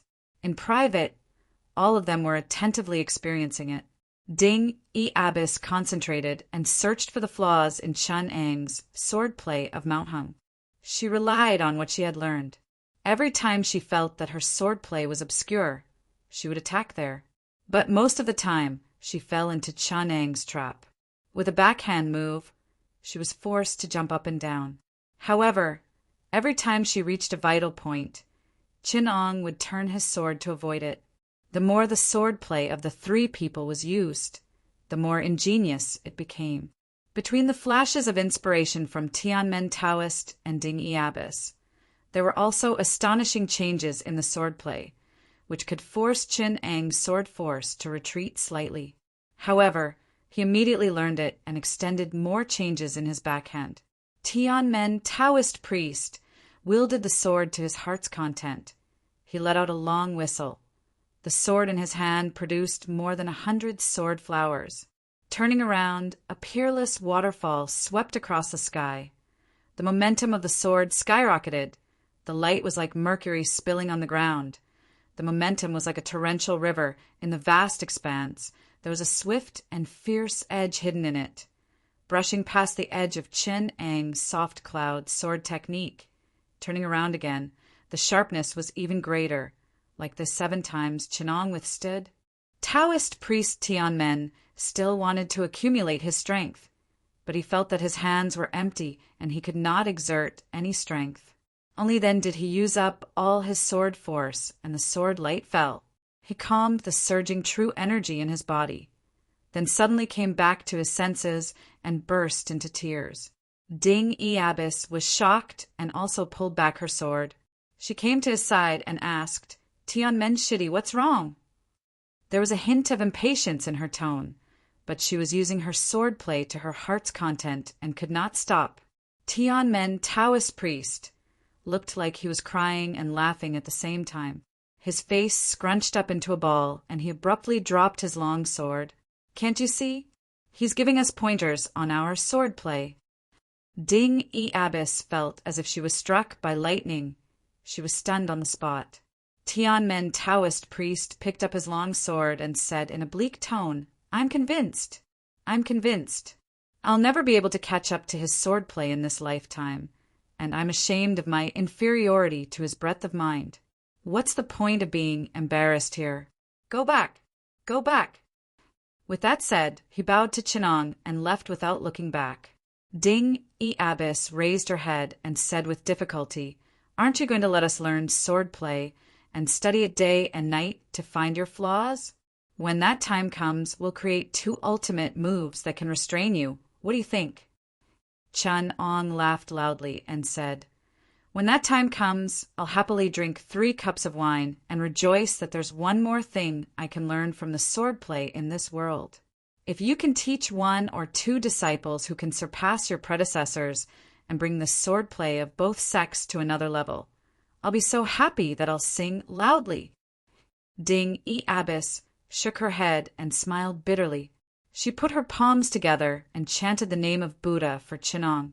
She said, "You've been cultivating your Zen heart for more than 10 years, yet you still can't see through a little bit of Panli. All forms are fabricated. If you see all forms, you'll see Tathagata, Amitabha."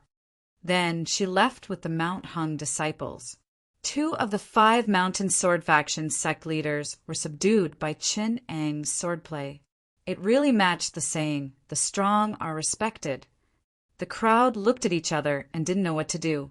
Yu Buchuan held his long sword and walked towards Chin Ong, cupping his fists and saying, "I, Yu Buchuan of Mount Hua, would like to learn from brother." Chin Ong knew that Yu Buchuan didn't want to fight with him. After all, this would only benefit the Mount Song sect. To Mount Hua, preventing the 5 mountain sword faction from merging, not only was he not a hindrance, but he was also a great help. This time, he probably came up to prevent the Mount Song people from taking advantage of him. Sure enough, Yu Buchuan said in a clear voice, "Brother swordplay is amazing, but you fought with the 2 sect leaders for a long time. I won't take advantage of you. After you've rested, we'll fight again."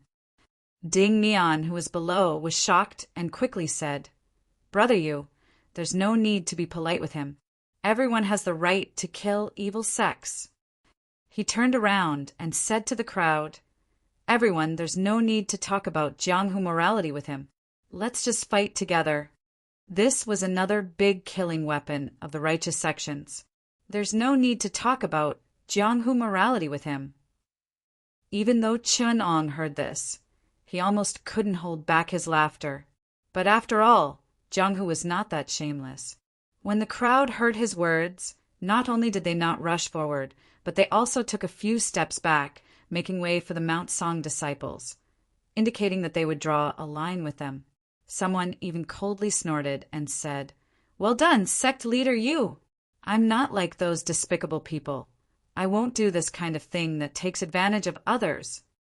Yu Buchuan cupped his fists and said to everyone, "I and the evil sects are irreconcilable, but this little brother may not be a member of the evil sections. He's been fighting for a long time. How can I do this kind of thing?" The people below all applauded and said in unison, "Sect leader, you did the right thing." The Mount Song disciples saw that the crowd was in a difficult position. They knew that if they were to make a move, the people present would certainly not agree. They might even pull out their swords to stop them. Who knew how many people here had received advice from Chun'ong on swordsmanship and had received his kindness? They were either grateful or admired him. If they surrounded him, they were afraid that these people would swarm up and chop them into meat paste. Yu Buchuan waited for a moment, and when he got a signal from Chun'ong, he pulled out his sword. In fact, Chun'ong didn't have any internal energy. His weak appearance was mostly an act. With Chun'ang's current state, he could fight for 3 days and 3 nights without his condition deteriorating. The two fought with Chun'ang's Mount Hua sword technique against Yu Buchuan's Mount Hua sword technique. However, Mount Hua sect's sword technique was not a joke. Yu Buchuan's sword technique was simple and accurate. His Mount Hua sword technique combined with Purple Cloud Divine art was astonishingly powerful. It was the best way to restrain Chun'ang's sword technique. Even if Chun'ang's sword technique was better than Chun'ang's, they were still evenly matched. Later, Yu Buchuan simply concentrated and learned Chun'ang's sword technique. Chun'ong didn't gain nothing. Yu Buchuan's Purple Cloud Divine art was mostly understood by him. Once his internal energy reached the foundation establishment stage, he would be able to integrate it into his own internal energy and have a deeper understanding of how to use internal energy in swordsmanship. It could be said that this was his biggest gain, but he couldn't use it now. Once his internal energy reached the foundation establishment stage, he would be able to transform it into potential. The two fought for hundreds of moves. Yu Buchuan hit a flaw and pretended to be defeated. He sighed and said, "Yu's skill is not as good as others. I am ashamed." In his heart, he thought, "I only used 60% of my internal energy. If I go all out, I would only need 120 moves to defeat him." On the other side, Chun'ong thought to himself, Yu Buchuan is probably only using 60% of his strength, probably to guard against Zhuo Lenchan. I'm only using my full strength, but compared to my strength when overclocking once, it's only about 20%. In close combat, I'll need 1321 moves to kill him, and in long-range combat, I'll only need 13 darts to force him into a dead end. If I use the second level of overclocking, I would only need 3 moves or 1 dart to kill him. Next, several Jianghu people with good strength came up to challenge him. On the surface, it was a life and death battle, but in reality, it was just a spar. Each time, Chun'ong used the martial arts of the person he challenged to defeat him. In his hands, those martial arts were much stronger than the original owners. Only then did everyone realize that Chun'ong didn't learn these sword martial arts in advance. Instead, during the fight, he learned the opponent's martial arts and then returned them with 10 times the power. This was simply a fantasy story. Everyone found it hard to believe. They would rather believe that there were sects in this world that were proficient in hundreds of martial arts, and that Chun'ong was one of them. Even though Chun'ong was rapidly maturing in front of their eyes, and his punches and kicks faintly had the demeanor of a grandmaster. Everyone was willing to believe that he was originally hiding his strength. After all, this level of martial arts talent really made people doubt themselves. The blow to people's confidence was almost fatal. If they admitted that there were geniuses in this world that could be seen at a glance, then what was the point of them painstakingly learning martial arts? Chapter 14. The tip of Qin Ang's sword danced lightly. He touched the chin of old fist master Xia of the Six Harmonies School of Zhengzhou, who had stepped forward to challenge him. Then he walked down the stage with a guilty look on his face. Qin Ang put away his sword and turned around to face Ding Mian. He pointed at him and hooked his index finger. Ding Mian, you came here in anger today. Why are you standing still now? Ding Mian watched Qin Ang win easily one after another, and his face turned livid. Seeing Qin Ang provoking him like this, he was so angry that the veins on his head popped out. He gritted his teeth and said, "How dare you? You're courting death, courting death." He shouted, "Courting death," twice, and the sound of his teeth grinding could be heard clearly. "Evil cult thief, go to hell." Ding Mian pulled out his sword and tiptoed forward. His huge body was like a big bird, rising and falling twice and passing over the crowd, showing a wonderful lightness skill that didn't match his slightly fat body. With a twist of his wrist, the sword gleam was shaken into thousands of pear blossoms. The pear blossoms scattered down, the magnificence concealing a murderous intent. Even Qin Ang couldn't help but secretly nod at the sight. Song Mountain Sect was indeed an outstanding sect among the 5 great mountains. Not to mention other things, just looking at Ding Mian's sword technique, he was definitely not inferior to Ding Yishirtai. His inner strength was even superior. No wonder Zhuo Lenchan had the intention to annex the 5 mountains sword sect and aspire to the throne of Wudong and Shaolin. It was indeed a step at the highest level, and he had no choice but to take it this way. Otherwise, the decline of the Mount Song sect would be just around the corner, just like the Mount Hua sect in the past. Ding Mian brandished his sword art. Combined with his dense inner energy, the qi that he carried was like a strong gust of wind. With the long sword in his hand as the center, it tore the surrounding air into pieces. The onlookers who were standing a few feet away felt suffocated by his qi. It was so uncomfortable that they couldn't even speak. Qin Ang, who was facing Ding Mian's sword, felt his breath stagnate and couldn't help but relax his stance. He didn't have inner force at all, so he couldn't resist this qi and could only adjust his breathing to deal with it. Ding Mian had been watching from below for a long time and had long since seen through his weakness of lacking inner strength. This time he was targeting his weakness, wanting to use force to overcome technique. Ding Mian saw through his flaw. The long sword in his hand flashed and made a few light turns in the air, like a bolt of lightning. However, the inner energy on the sword became more and more vigorous. Then his figure flashed, as if he was pulled by the sword light. He leaped a few feet away and arrived in front of Qin Ang. So. The sharp silver light drew an arc in the air. Although it wasn't fast, the point where the sword light was condensed was far better than the others. It was the opposite of the usual fast sword style. It was slow against fast, with a solid foundation. Every move could be seen clearly. However, the force on the sword was strong, and the sound of the air breaking was heard. Even if it was just a little bit away, it would still be injured by the sword qi. The sword techniques of the 5 mountain sword sect naturally focused on agility and change. This was because all swords and sabers were always used to hurt people with their sharp edges. The lethality of swords was much stronger than fists and kicks. Whether it was a rookie in the Jianghu or a scholar who didn't have a good physique, as long as the sword blade pierced the enemy's throat, the enemy would be killed. To hit the enemy's vital point, it didn't matter whether the inner strength was deep or not. On the contrary, speed and change became the most important factors. That was why agility and speed, changing and mysterious sword techniques became the mainstream of the Jianghu. Therefore, All the sword practitioners used the sharp edge to hurt the enemy's vital point. They advocated agility and change. Ding Mian could see it clearly from below.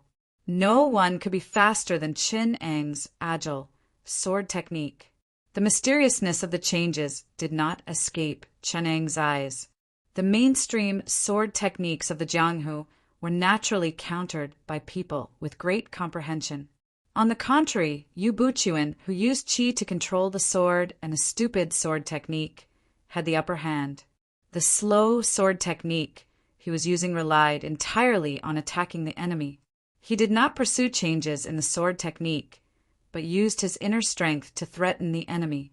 The Song Mountain sword technique in Ding Mian's hands was even more imposing and majestic. Its power was even greater than when he was using it quickly. Ding! The two swords collided in the air. Qin Eng's sword shook and hit the same spot of Ding Mian's sword 3 times in a row. However, he avoided the blade's right angle and hit the vital point 3 inches below the center of gravity of Ding Mian's sword. What? Ding Mian's hand that was holding the sword trembled, and he almost lost his grip on the hilt. His expression changed drastically. How is this possible? He struck out with a backhand palm, and a powerful force circulated in his left hand. His inner strength surged, and his palm was like holding a tower. The name pagoda-bearing hand Ding Mian came from this palm strike. The surging palm force was released along with his palm strike. Even if there was a boulder in front of him, it would still be split into pieces. If his palm hit him, Qin Eng's internal organs would be turned into meat paste. However, Ding Mian's expression immediately became gloomy. He saw a cold light flying up and shooting straight at his eyes. It was Chen Eng's left hand, and 3 cold lights shot out to meet the attack. Ding Mian had no choice but to fly back. His palm force covered the area in front of him and stopped the shooting hidden weapons. He waved the sword in his right hand and sent it flying. However, at this time, Qin Eng held the sword with both hands and lowered his shoulders slightly. His sword stabbed up from below. This was not a sword technique of the Central Plains, but a Persian technique of assassins. It was a 2-handed sword technique that went against the common sense of the martial arts of the Central Plains. Ding Mian waved his hand and set up a sword screen in front of him. His face was filled with joy. He poured his vigorous inner strength into the sword and clashed head-on with the incoming sword. With a clang, the sword in Ding Mian's hand flew out of his hand and broke into 3 pieces. Impossible! There was a look of disbelief in Ding Mian's eyes. He looked at the sword that was still stabbing at him. Suddenly he had an idea. He gathered his inner strength into his left palm and slapped the broken sword in front of him. Several cold lights shot toward Chen Eng's face. Qin Eng flicked his sword and knocked them to the ground one by one. Ding Mian took the opportunity to withdraw and took 5 or 6 steps back. What sorcery is this? Ding Mian was shocked when he saw the blue pupils flashing in Qin Eng's eyes. The clothes below his chest were cut open, revealing his fair skin. "Senior brother, take this." Lu Bai flew up and handed a sword to Ding Mian. He stood side by side with Ding Mian and faced Qin Eng. Qin Eng smiled and pulled out another sword with a backhand. He thrust both his hands forward and backward at the same time. 2 cold lights flashed and cut through the sky. It was the Mount Song sword technique in one hand and the Mount Hung sword technique in the other. Their coordination was flawless. Ding Mian and Lu Bai could only try their best to parry. They had no choice but to use several sets of the Mount Song sword technique along with Qin Eng's sword. Did this kid learn sword techniques in his mother's womb? How can he use 2 different sword techniques at the same time? How old is he? Lu Bai's eyes were filled with shock. On the other side, Yu Songhai was even more shocked than the 2 people on the stage. He had fought with Qin Eng yesterday and felt that Qin Eng's hidden weapons were powerful. However, he was confident that he could still fight with Qin Eng if he used his full strength. But now, it seemed that if Qin Eng wanted to take his life, it would be as easy as flipping his hand. He judged others by himself and felt that Chunong would definitely not let it go like this. Thinking of his entanglement with Lin Pingji, a trace of ruthlessness flashed in Yu Songhai's eyes. He looked back at Lin Pingji and thought to himself, if I can get the Bixia sword manual, I won't be afraid of that kid anymore. Yu Songhai quietly turned around and slowly approached Lin Pingji, his eyes filled with madness. Although Lin Pingji was dazzled by Chen Ang's sword technique, he never let go of Yu Songhai, this great enemy, for a moment. He vigilantly turned around and found that Yu Songhai was no longer in the same place, so he hurriedly looked around. Noticing that Lin Pingji was looking at him, Yu Songhai took a step forward and the cloak behind him fluttered. He turned into a green shadow and flew past dozens of people. His right hand formed into an iron claw and reached out to grab Lin Pingji's face. Lin Pingji was shocked. His body did not have time to move and was about to fall into Yu Songhai's hands. He saw a pretty figure beside him, pulling his collar and retreating several steps. At the same time, a cold light flashed in her right hand.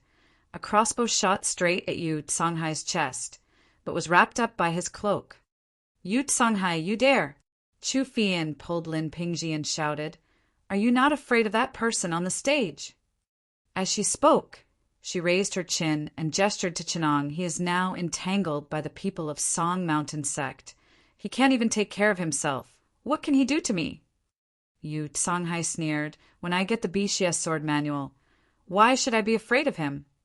But you are scared to death now. Chu Fian pouted and laughed at him. Looking at Yu Songhai's guilty expression, she smiled even more and said, not only are you afraid of him now, you will be scared to death in the future. Even if you practice the Bixia sword manual, you will still be afraid because he is too young. So young that you don't even know when he will look down on the Bixia sword manual. Yu Songhai's face was ashen.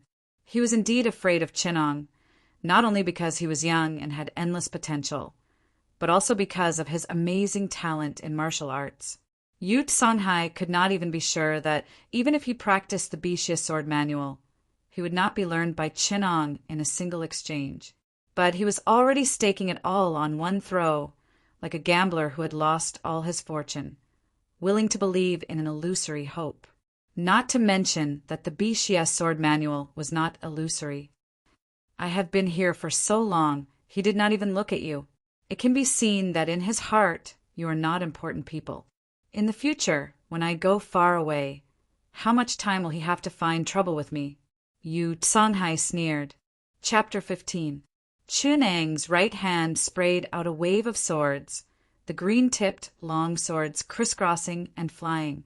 In a breath's time, he had already stabbed out 120 times, each sword not leaving Ding Mian's and Yu Fei Hai's vital points. His left hand swung out several cold plum blossoms, fast and fierce, sandwiched in the sword wave, bringing even more pressure to the two. If not for the fact that Ding Mian and Yu Fei Hai had practiced swordsmanship together for dozens of years, their minds connected, and when they joined hands, they were able to defeat several experts of the same level.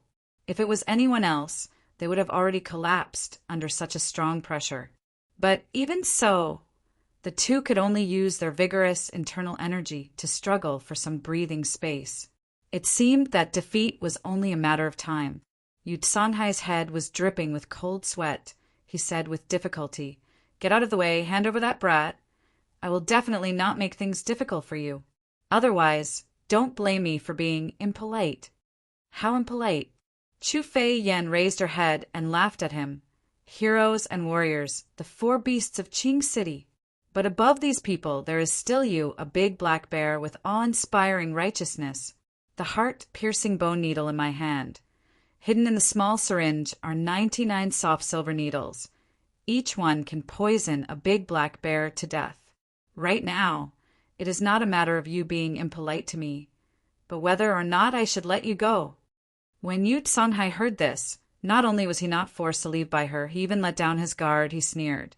The Tang sect's torrential pear blossom nail can only shoot 27 pear blossom nails at the same time, but it is already the king of hidden weapons in Jianghu.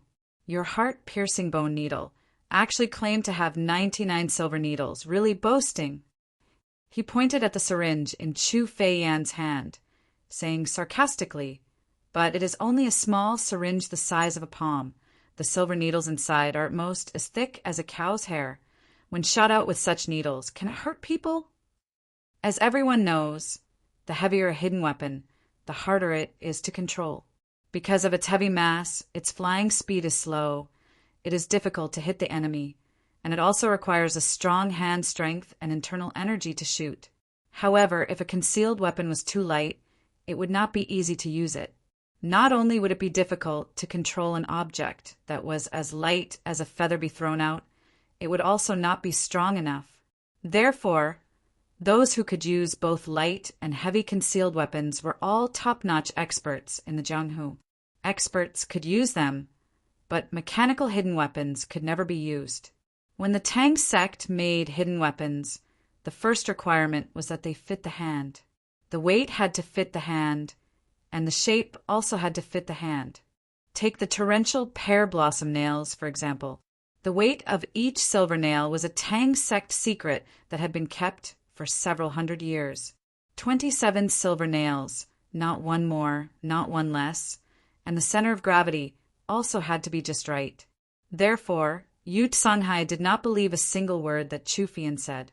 Either the number of silver needles in the syringe was wrong, or even the syringe was made up.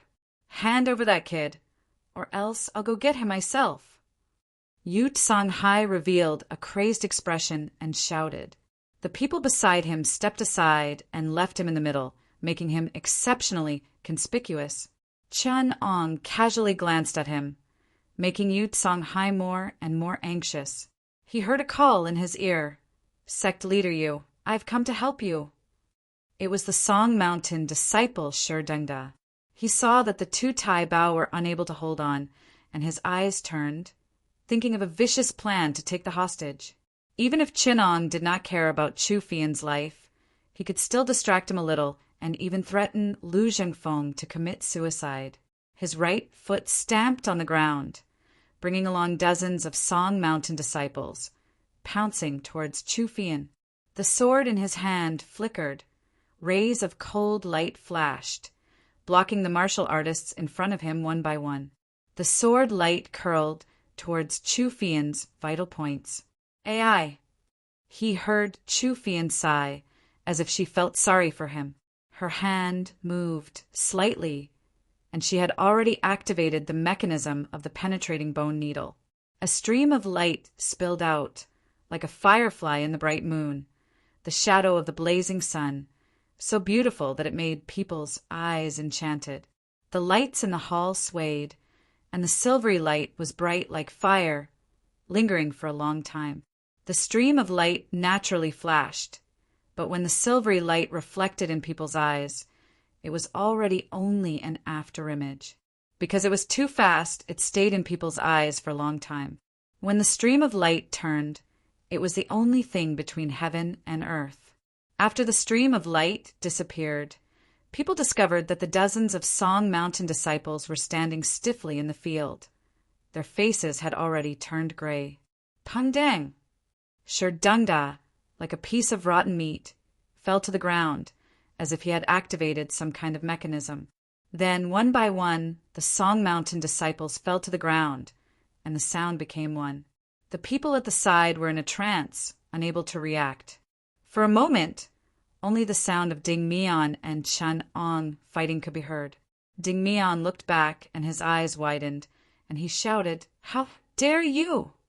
His hands moved forward several times, forcing back Chen Ang's series of attacks, but he was immediately stabbed by Chen Ang's sword in his left arm. He had no choice but to raise his sword to block, and he shouted, "If you do this, Left Alliance leader will not let you go. He will not let you go. I will wait for you in hell." Ah! He was flustered and exasperated, and his mind was close to going crazy. Lu Bai hurriedly reminded him, "Senior brother, the overall situation is important. You must protect yourself." Only then did Ding Mian calm down, but the sword technique in his hands was like that of a mad tiger, using moves that would cause both sides to suffer, making it even more difficult to deal with. Everyone sucked in a breath of cold air, staring fearfully at the cylinder in Chu Feiyan's hand, and with guilt in their hearts, they made a large circle. The place where the cylinder's opening was facing was even more empty. After today, this heart-piercing bone needle would replace the Tangsek's pear-blossom torrential nail and become the world's most frightening, most powerful, and most terrifying hidden weapon. When used, blood must be seen. Empty return is inauspicious. The most urgent, the king of hidden weapons, was already muttered by someone. Everyone present, whether it was the sect leader of the righteous sects or the experts of the evil sects, and even the lowly thieves, when they saw this shiny little cylinder, all of their eyebrows twitched and their faces turned pale. Seeing Chu Feiyan's hand move, everyone nervously took a few steps back, making a large circle. But the place opposite Chu Feiyan was empty. Chu Feiyan herself was also shocked. She stared blankly at the cylinder in her hand and opened her mouth, wanting to say something, but immediately felt her hand become light, and the cylinder had been snatched away. She looked back, only to see Lin Pingji holding the cylinder, aiming at Yu Songhai and madly saying, "Old doggy, where are my parents?" Without waiting for Yu Songhai to answer, he pulled the trigger. The silver light shone again, and it was still as beautiful as ever. However, this time, everyone could feel the murderous intent under the beauty. Their backs were drenched in cold sweat, and some people even ran far away, rushing out of the Lu residence's gate, not daring to look back. Yu Songhai was like a stone, silently falling to the ground, twitching twice, and then stopped moving. Lin Pingji recovered from the loss of control and looked at his own hands in shock. The cylinder in his hand was not enough to hold and fell to the ground. "Run!" Someone let out a shrill cry. He was so nervous that even his voice broke. Everyone frantically ran for cover. The usually well-dressed heroes huddled together in a sorry state. Everyone wanted to use someone else as a cover. As the cylinder was falling, it was caught by a small, pure white hand. Chu Feiyan nervously caught the small cylinder that contained the heart-piercing, bone-piercing needle. Her hand was already dripping with sweat. "You're crazy!" She scolded Lin Pingji right to his face. Lin Pingji seemed to be crying and laughing at the same time, making a strange sound. On the other side, Ding Mian and the other man's long swords were easily knocked down by Chenong, who was about to go up and take their lives, but was stopped by Lu Jingfeng, who had been waiting for a long time. "Benefactor, please have mercy." "What? Do you still want to be a disciple of the 5 Mountain Sword faction and plead for them?" Chenong looked over. Lu Jingfeng's face was gloomy, and he sighed and said, "I have nothing to say to the ancestors of Mount Hung. I just want to wander the world and be an old man in the countryside and become a bosom friend with Brother Chu. But after all, Mount Song is the leader of the 5 Mountain Alliance. He is heartless, but I can't be unjust. Please spare their lives, benefactor." "That's fine, but if they still come to find me, you can't ask me to be merciful anymore." Chenong was not a big deal. Anyway, he had no cause and effect with this world. If there was any involvement in the future, it would be Lu Jingfeng who would suffer. But there were some words to be said in advance. Chenong was not the kind of person who would not fight back. That's their own fault. They can't blame benefactor. Lu Jingfeng said calmly. "That's good. You can go now." Chenong put away his long sword and said to Ding Mian and Chu Fei, "The next time you come to find me for revenge, you must bring Zuo here. Otherwise, no matter how many people come, they will all die." Lu Jingfeng also personally floated Fei Bin up. He untied the dozen or so Mount Song disciples one by one and persuaded them to leave with kind words. When they left, the 4 of them left with a dozen or so disciples. They dragged the heavily injured Fei Bin and left in a sorry state. It was a sharp contrast to the arrogance they had when they first arrived. On the other side, Lin Pingji was dragged over by Chu Feiyan. He lowered his head and did not dare to look at Chenong. "What's wrong?" Don't dare to speak? Chu Fian pushed him anxiously. Lin Pingji then raised his head and said with a choked voice, Pingji is unruly. I tampered with Mister's mechanism without permission. I am at Mister's disposal. His eyes were full of sincerity, and he did not lose his honest nature. In this cylinder, I can fire another heart-piercing, bone-piercing needle. Take it. It will be enough to save your parents. Chenong looked at him with a smile and handed the cylinder over. Lin Pingji was grateful and excitedly took it. Pingji will never forget Mister's great kindness. In the future, I will repay you with my life. He looked at the cylinder in his hand and thought of his parents' voices. He could not help but shed tears. Chapter 16. The Hung Mountain Breathing Method was the entry-level mental cultivation method of the Hung Mountain sect. The highest achievement of practicing it was to prolong one's life. According to the classification in Jianghu, any third-rate martial artist who had practiced martial arts for 2 years could beat a martial artist who had practiced the breathing method for dozens of years. When the disciples of Hung Mountain entered the sect, they didn't mainly practice this. Instead, they followed their masters to practice the horse stance and strengthen their bones. The breathing method was only used to regulate breathing and cultivate the sense of qi. Hearing that Chenong wanted to learn this martial art, Lu Zhengfeng was a little embarrassed. He said bluntly, Benefactor, this breathing method is just some shallow qi cultivation method. The inheritance of all the big sects, and even the street martial arts clubs, are almost the same. If Benefactor is willing, I can teach you the Triang mental cultivation method passed down in my family, or even the Hung Mountain mental cultivation method passed down in Hung Mountain. A tree that can be embraced is born from the tip of a hair. A 9-story platform is built from the soil. A journey of 1,000 miles begins with a single step. Chenong sighed faintly and turned his head to look at Lu Zhengfeng. The art of inner cultivation originated from ancient times. Breathing, eating, guiding, and visualizing. Since the inscription of qi, it has been thousands of years. Counting from the Yellow Emperor, it has been 5,000 years. The way of martial arts is not about winning. Fighting and killing is the way of animals, not the right way of martial arts. If I want to show off, the more mysterious and powerful my internal energy is, the better. But I want to seek the right way of ancient martial arts. I want to fight against heaven and surpass myself. I have to find the answer from the wisdom of the sages. Hearing this, Lu Zhengfeng couldn't help but be stunned. He said in a daze, Is this also the reason why you asked me to find the Taoist priest and monk? Chenong looked at him with a smile. Do you know the 9 Sutra? Do you know the 72 ultimate skills of Shaolin Temple? I have heard of the 9 Sutra. It is said to be a top martial arts treasure. It has something to do with the 5 masters who are known as the 5 Uniques. It once caused a big storm in Jianghu. The Shaolin Temple's 72 consummate skills are even more well known. Lu Zhengfeng answered honestly. Ordinary Jianghu people might not know these things, but Hung Mountain sect was also a big sect with a history of hundreds of years, so they still had some understanding of these Jianghu old news. This also confirmed one of Qin Ang's conjectures.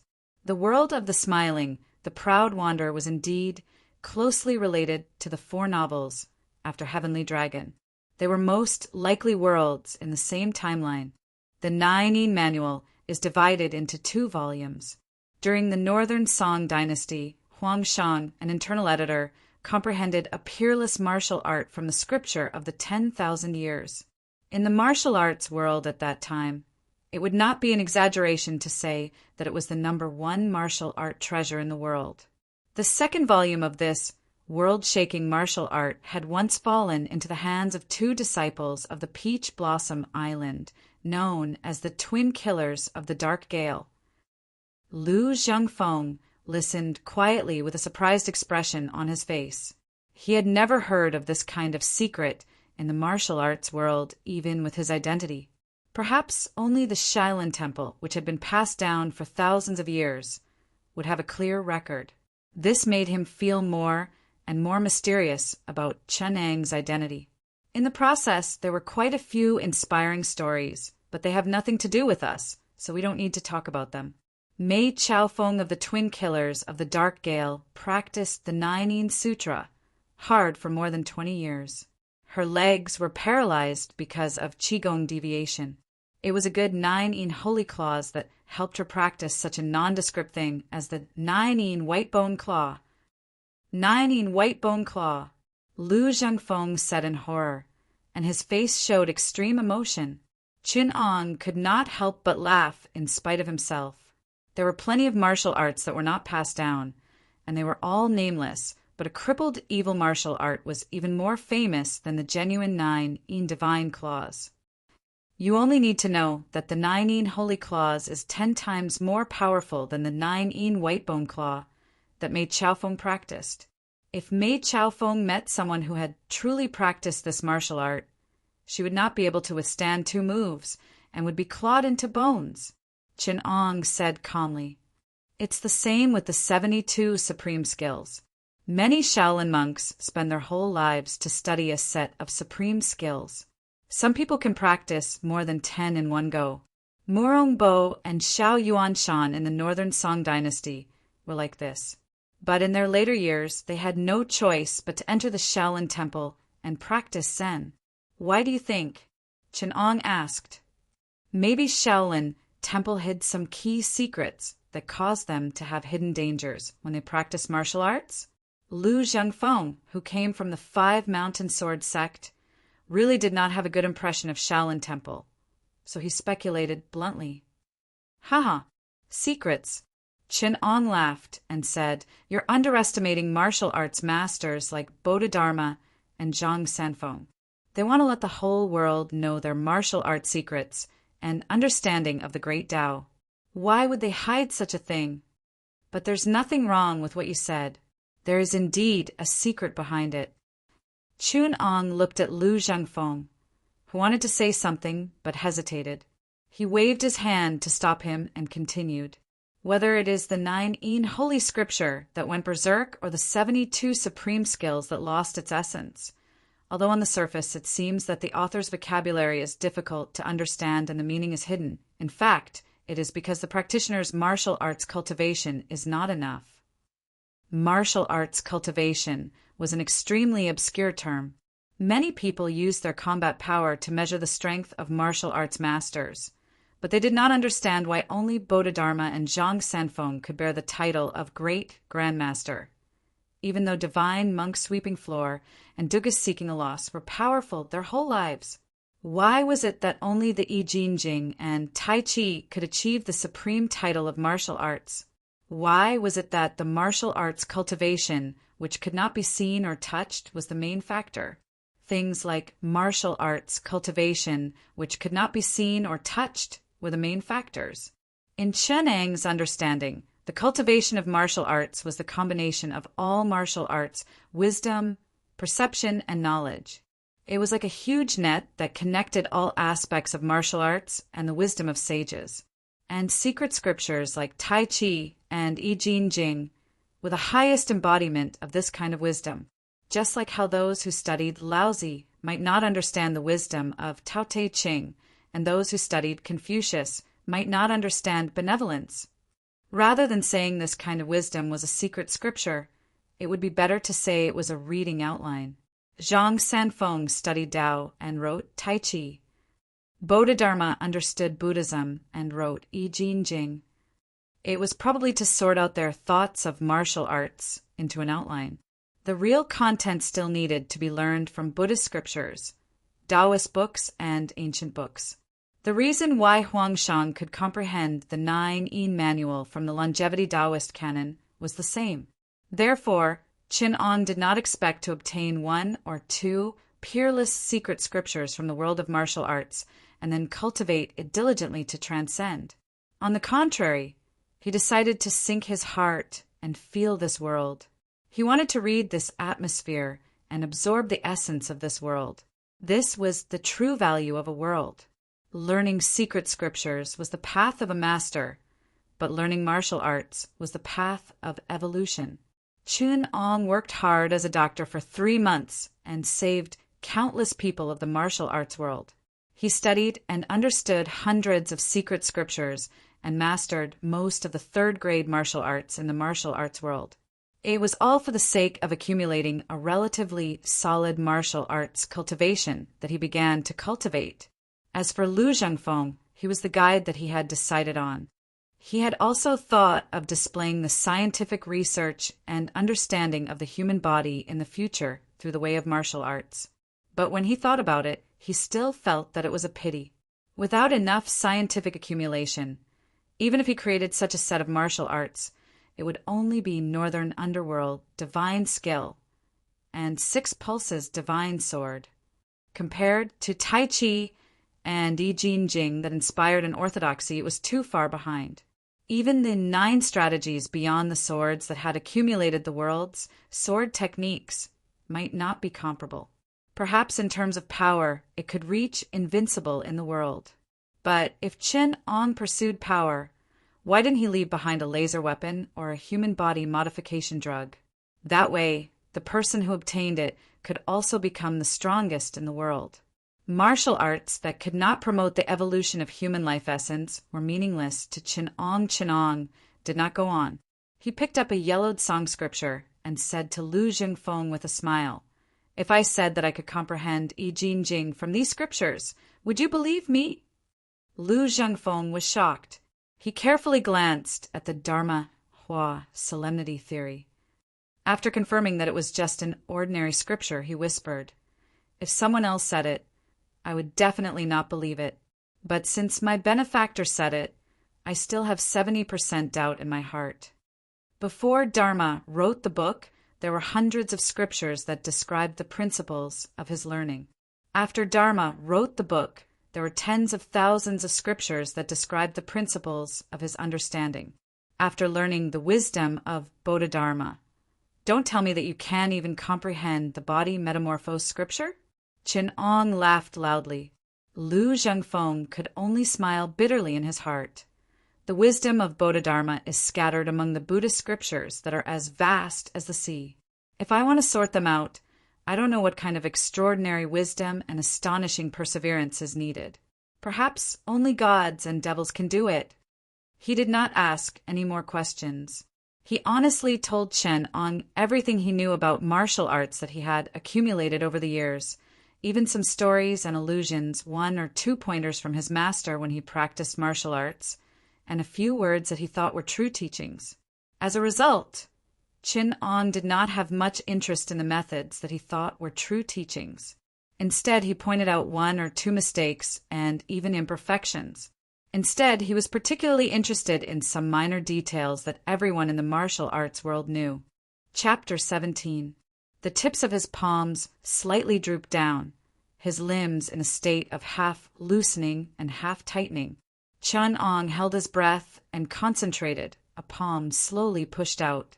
The speed was not fast, but it had the bearing of a grandmaster. Although Chu Fian was young, she had mingled in the martial arts world for a long time. Towards the aura of martial arts, she naturally had a side that surpassed ordinary people. When she saw the back view of Chen Ang's boxing, she felt that it was somewhat inconceivable. It was clearly a set of 5 animal frolics for laymen, and only some doctors would learn it. But in the hands of Chun Ong, it had a hint of the Taiji fist in the hands of Taoist Chong Su. She had once seen an expert who practiced the great sage chop fist. When that person walked, sat, or lay down, he was like a big monkey. But it was also a boxing technique that imitated the movements of animals. In the hands of Chun Ong, the 5 animal frolics faintly blended in with the surrounding environment. There was a sense of smoothness, and every movement was natural to the human body. Seeing his boxing technique, not only would it not make people think of the movements of animals, but it was the relaxation of the human body and had more impact. Chunks of well-defined, firm muscles softly stuck to Chun Ang's body, moving up and down with this kind of movement. This kind of well-proportioned body gave people a harmonious sense of beauty as it danced. That was a kind of realm, and also a kind of understanding. Chu Fian even found it hard to use words to express it. She could only say that when she saw this scene, Chu Fian could even imagine that kind of extremely healthy and perfect state of the human body. From head to toe, every inch was not the strongest, but looking at it together, it was the ultimate health and perfection, the most peak state of the human body. If there was a slight deficiency, it would be that the light in Chun Ang's eyes was too exuberant, which destroyed this kind of harmonious feeling. But compared to the previous unconcealable and astonishing expression, there was some improvement. Chun Ang guided the internal energy in the body through the ordinary 5 animal frolics, under the state of overclocking, finally adjusted the human body, making the internal energy flow more in line with nature. He did not force the internal energy to run in the most optimal way, but let nature take its course according to the natural order, according to the theory of Chinese medicine, using the body's movement to drive the internal energy. This kind of qi cultivation method, called guidance by the ancestors of China, had long been used by the people of Jianghu. The more efficient meditation had become the common qi cultivation method in Jianghu. Instead, some of the famous doctors who did not enter Jianghu still used this method to train the body. However, Chun Ang was very fond of this qi cultivation method that regulated the body and mind. This kind of qi cultivation method was not very efficient, but it was more in line with the natural nature of the human body. The inner force cultivated was moderate and peaceful, and it effectively replenished the human body's essence qi.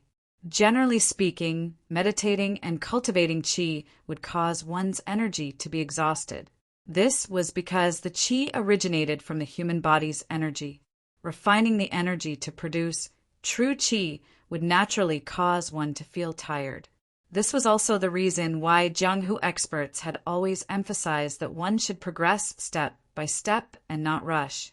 He was afraid that young people would consume too much qi and blood and damage their foundation.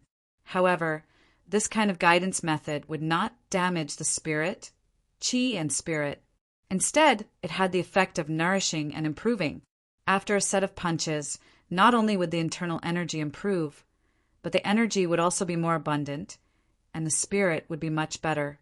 This was also the body-nourishing punch and spirit-nourishing punch that the internal martial arts masters often talked about. Sure enough, the internal energy, no, it should be qi, is astonishingly important in the human body. My spirit is too strong, and it oppresses the body, making the body shaky. But with the adjustment of qi, it's much better. I feel that my body is quickly becoming healthy. Now, the spirit is not a burden to the body. With qi as a medium, it can nourish the body and regulate the body. The spirit, qi, and spirit are the 3 treasures of the human body and the 3 talents of the human body. It is indeed not a lie. My body now has the 2 pillars of qi and spirit, so it can already withstand the daily overclocking state. Chun Ang's eyes were slightly blue, but they quickly returned to normal. He looked a little more spirited, and his gaze was also very oppressive. The pressure of overclocking twice is no longer a problem for me. There is still the problem of spirit leakage, but it can already be controlled. Although I have deliberately slowed down the training speed of my internal energy with the replenishment of my spirit, in just a month, I am equivalent to a third-rate expert who has been training for 13 years. Chun Ang shook his head. This was not a good thing. If this continued, the rapid increase in qi would promote the rapid development of spirit. In less than 6 years, he would automatically start overclocking 3 times, and his brain would be in a state of 30% development. At that time, he would face the problem of the imbalance of spirit, qi, and spirit. Sigh. Chun Ang sighed slowly. Others were worried about leveling up too slowly, but only he was afraid that if he leveled up too quickly, he would be forced to become a god before he could become strong himself. At that time, he would have no emotions, no desires, and his ego would be overly diluted. He would become a real emotionless god. At that time, What was the difference between the original Chen Ong and a dead person? How lonely! Thinking of this definitely not a bright future, Chen Ong could not help but sigh. Was the path of cultivation real or fake? Was it just a legend to shed mortal and become a god? With the human body, could it really reach the way of heaven and become indestructible? The internal energy in his body was running, as if a spring had opened in his body, nourishing him at every moment, providing him with inexhaustible energy. Compared to the people in the martial arts world, Chen Ang's internal energy was more like an existence that formed him. It was running all the time, and there was no such thing as channeling energy or raising qi. Looking at the clear blue sky, Chen Ong suddenly had an urge to touch it. He tiptoed slightly, and his whole body seemed to have lost gravity. He gently floated more than 10 feet high, and his internal energy was poured into his wide sleeves. With a light shake, his eyes flashed, and the small courtyard below turned into a gray shadow the size of a palm. Feeling the feeling of the wind blowing, the wide collar of his clothes made a loud sound. Chen Ong floated high with the wind. His whole body seemed to be pressed against the wind and was gently lifted up. A blue light flashed in his eyes. Every breath of the wind was clearly sensed by him. Then he used his internal energy to control his robe, using every bit of power of the wind. Like a huge kite, he flew high. Chen Ong let his body, floating in the empty sky, looking at the scenery below rapidly shrinking, and then seeing the land on the horizon rapidly approaching. The feeling of weightlessness became stronger and stronger. A swallow nimbly flashed by his side. Chen Ong reached out to catch it, but only touched the air that it stirred up. Chu Fian below was dumbfounded. She stared blankly at Chen Ong in the courtyard, her lips slightly trembling. This, I am not awake yet. Am I dreaming? She murmured a few times, and suddenly pinched herself hard. Ah! She bent down in pain, her face filled with disbelief as she looked at the black dot in the sky.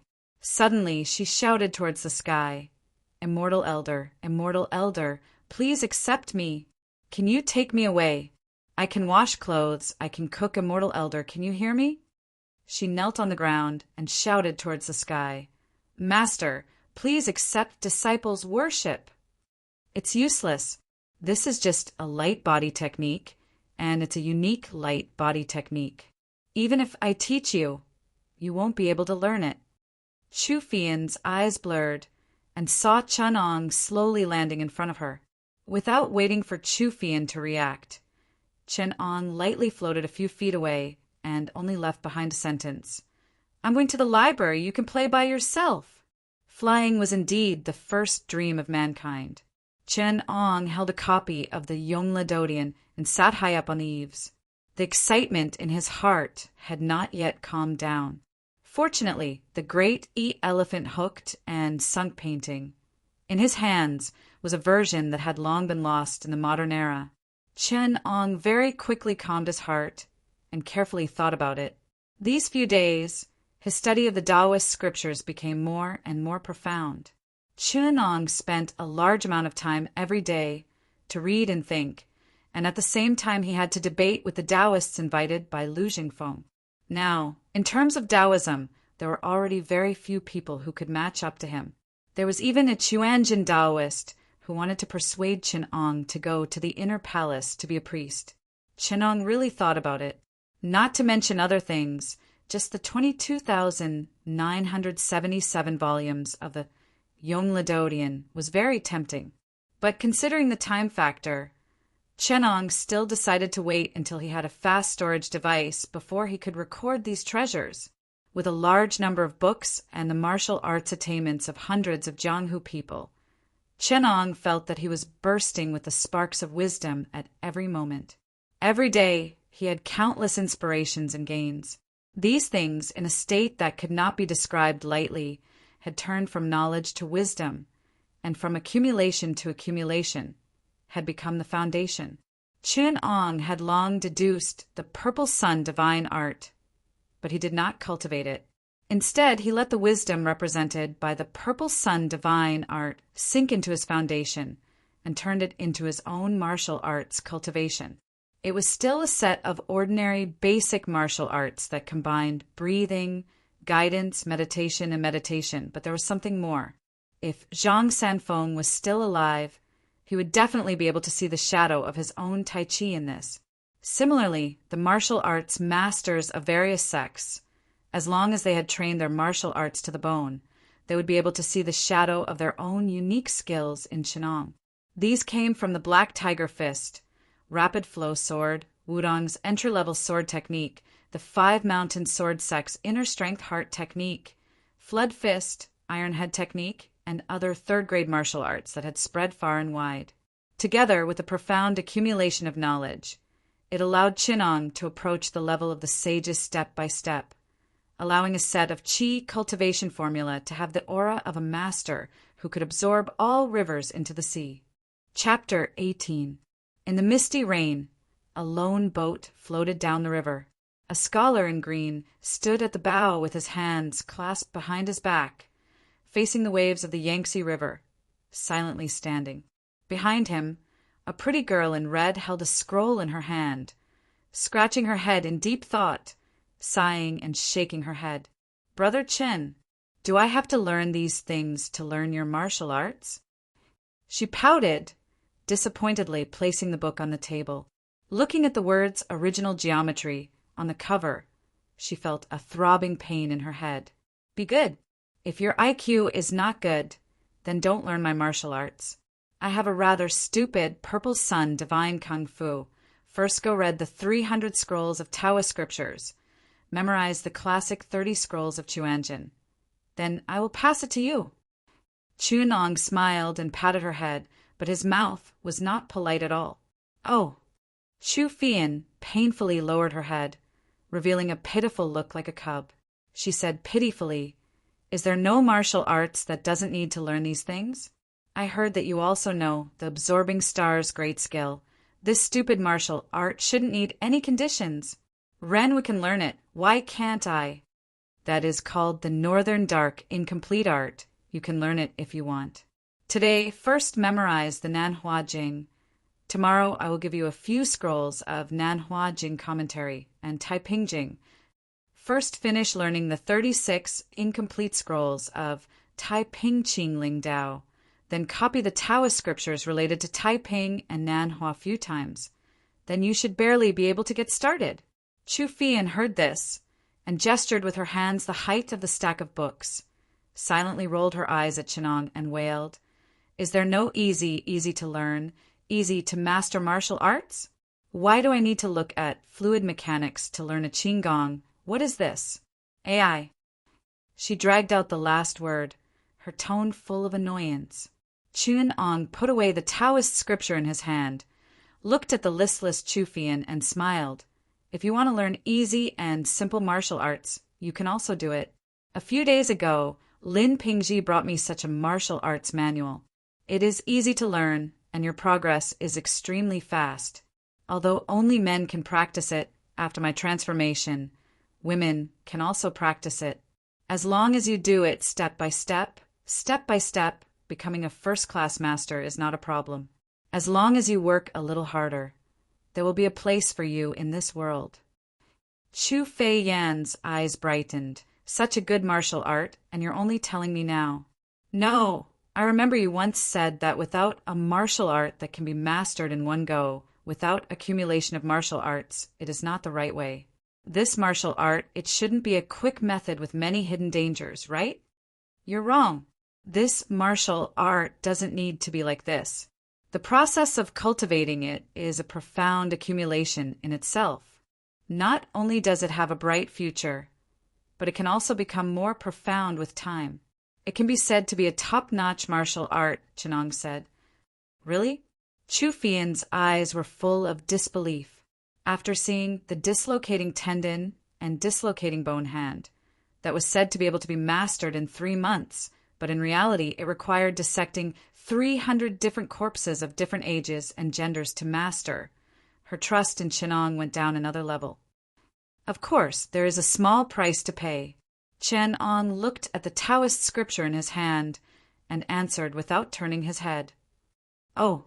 Chu Fian let out a sound of, as expected, but could not help but ask curiously, "What is the price?" "I already said, this martial art can only be practiced by men. If a woman wants to practice it, then she can only deceive the heavens and pretend to be a man. It doesn't have any big effect. Probably her voice will become coarse, her skin will become dark, her muscles will be knotted, and she will have a rough appearance. She might even grow a beard. The final result was that anyone who saw it would have to exclaim in admiration, 'What a mighty man!' That's all." Chin Ong reached out to take down the pottery pot on the red stove on the boat, poured himself a cup of warm wine, and said with a light smile, "You might as well not say it." Chu Fian said disappointedly. Chin Ong said seriously, "Although there's a little difficulty in the early stages, but in the later stages of this martial art, there will be amazing changes. After mastering it, the body of the practitioner will transform and become his most perfect appearance, and can be said to be the most beautiful person in the world." "Is it really so magical?" Chu Fian looked at him curiously. "The most magical thing is not this, but the person who practices it, whether male or female, will eventually become the same kind of person. There is no difference between men and women, no difference in characteristics, just like a celestial being." Chen Ong said seriously, What kind of martial art is this? So strange, neither male nor female. This is completely a demon." Chu Fian said in shock. "Not a demon, it's a transvestite. Ah. No, it's a celestial being. He's a celestial being." Chin Ong answered seriously. After saying that, he smiled, slanted the curtain of the boat, and pointed outside. "Look carefully, that's a demon." "What?" Chu Fian was slightly startled. She looked over and saw that on the vast white river there were suddenly a few large ships with towers. On the ships there were groups of people on the left and right. All of them were in a mess, each of them dressed in strange clothes, holding strange weapons, and did not look like good people. These ships were arranged in a triangular formation, and in the blink of an eye they approached, surrounding the boat that Chen Ong was on. Dozens of figures stood on the ships. There were men and women. Chu Fian frowned slightly and suddenly shouted, "It's people from our Sun Moon sect! But they are all demons and ghosts from the 3 mountains and 5 lakes. Could it be that Miss Rin has come to find us?" "That may not be so." Chin Ong raised his eyebrows, looking at those people with interest. As they spoke, the people on the ships suddenly separated, creating a path in the middle. On the most luxurious ship in front of them, a charming voice reached their ears. "On the ship, is it the famous divine Dr. Sai?" A Miao woman dressed in Miao clothing. Her body was brightly colored, and her head was resplendent in gold and jade. She slowly walked to the front and lightly called out to the small boat, "I don't deserve the title of divine doctor. I may not be famous in Jiangnan, and Sai Huarua is absolutely impossible, but I am Chin Ong. What business do you have with me?" Chin Ong raised his cup and smiled at her. The Miao woman giggled and softly said, "What else can there be to find a doctor? We are a group of pitiful people who are sick. Please save us." "Humph." Chu Fian looked at the revealing clothes on her, and suddenly snorted coldly. Who would bring a strong bow and crossbow, drive a warship, and a mighty group of dozens of people with swords and sabers to invite a doctor? Isn't this younger sister Chu?" The Miao woman's eyes turned and glanced at Chu Fian's flat chest, and meaningfully said, "There's a sour smell." "Dr. Chin is not an ordinary doctor."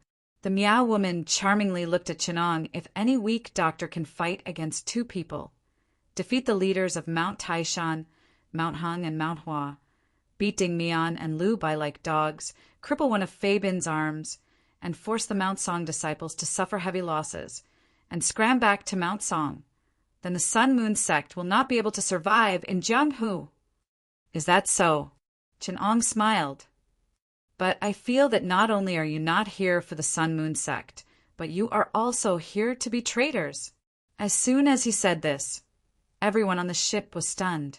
Not long after, an exasperated voice was heard. Indigo Phoenix, why are you talking so much nonsense with that kid? Tell him. There are so many of us here. If he doesn't obey, he will die. Indigo Phoenix shouted at him coldly. Oiled Loach, if you dare to speak any more, I will be the first to tear you apart. Then she glanced at the people who were ready to make a move and sneered.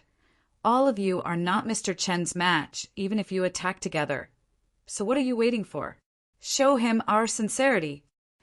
The crooked people opened the big boxes on the ship one by one, and a dazzling golden light shot up to the sky, dazzling everyone's eyes. More than 10 boxes of gold and jewels were placed in front of Chenong, and even Chu Fian could not help but hold her breath.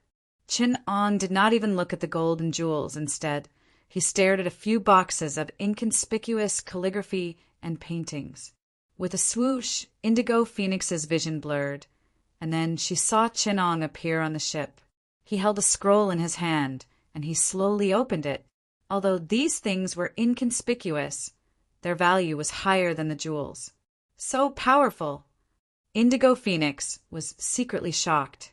She could not react at all, and Chenong took advantage of her. His lightness skill was more than 1 level stronger than hers.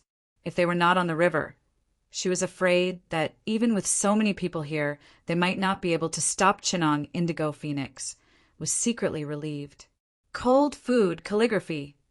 Chenong sighed slowly. It's indeed the best in the world. He casually placed the calligraphy in the box and only cared about taking out a few rare ancient books. Caressing the yellowed covers of the ancient books, Chenong said slowly, It's a pity that other than these few ancient books, the rest are just toys to me, worthless. Indigo Phoenix was stunned. She looked up and saw that Chenong's face was calm, and his eyes were very clear.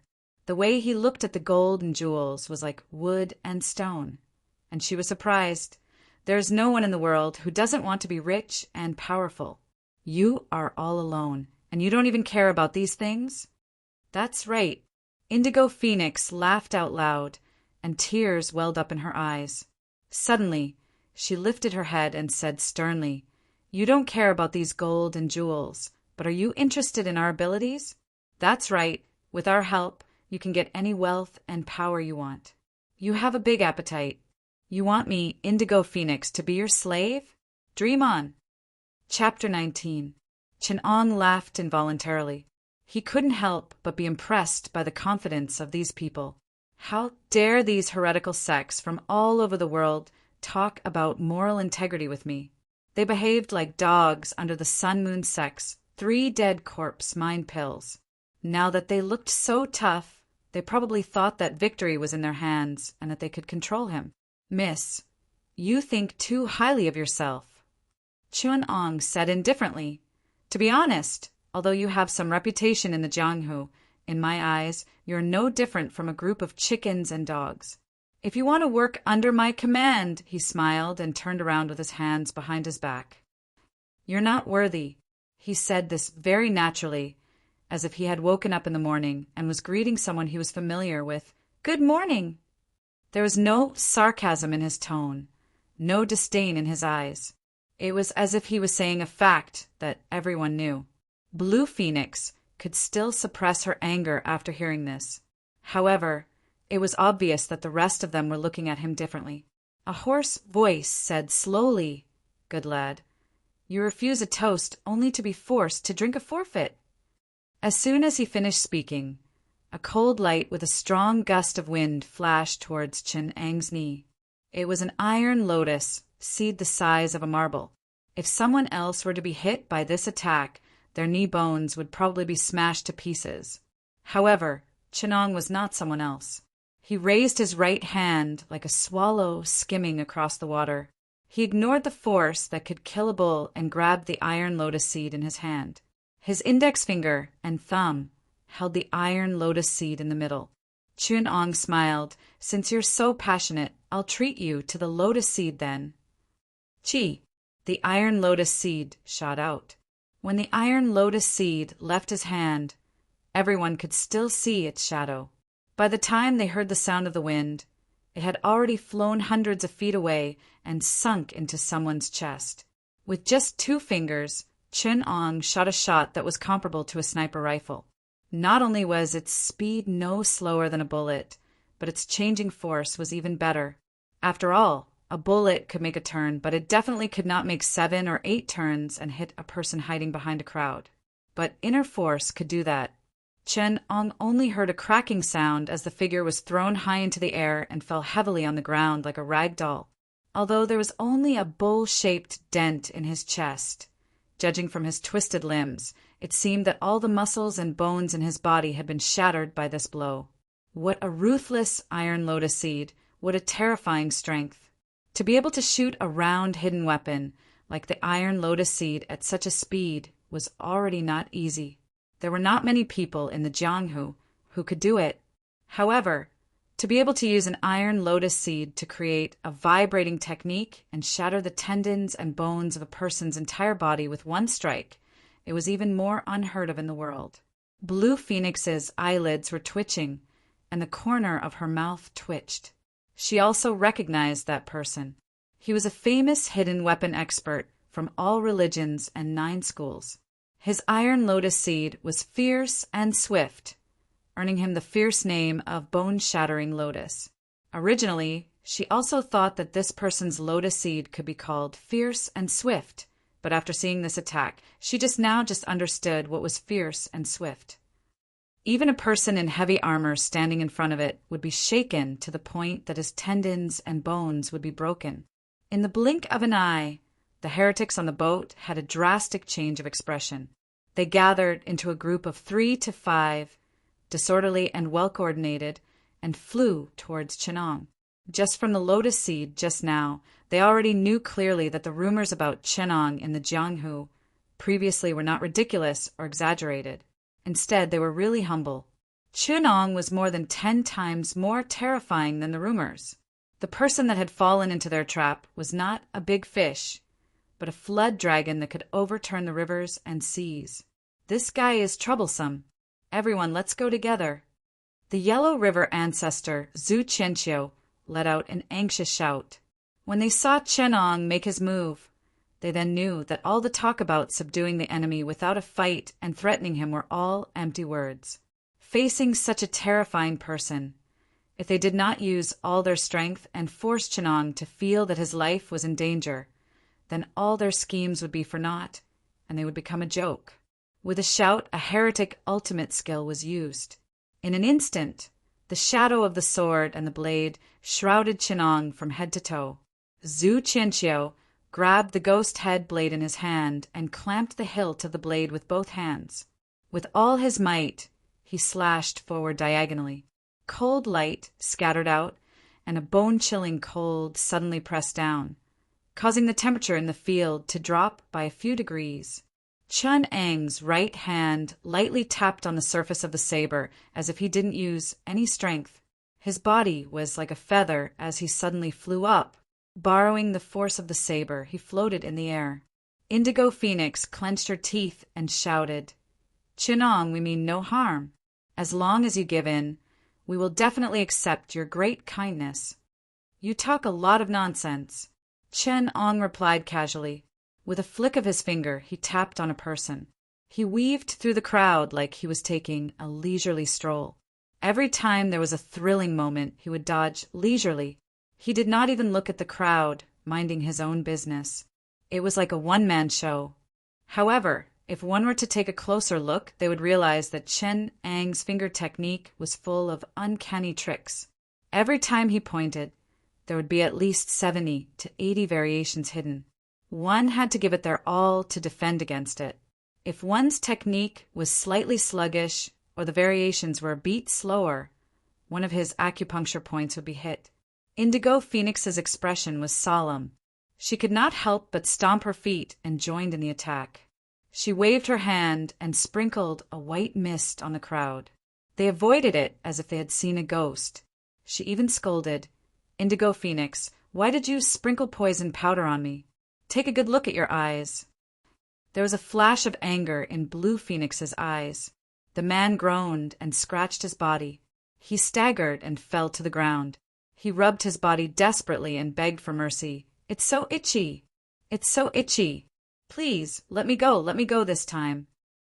Everyone's face flashed with sadness.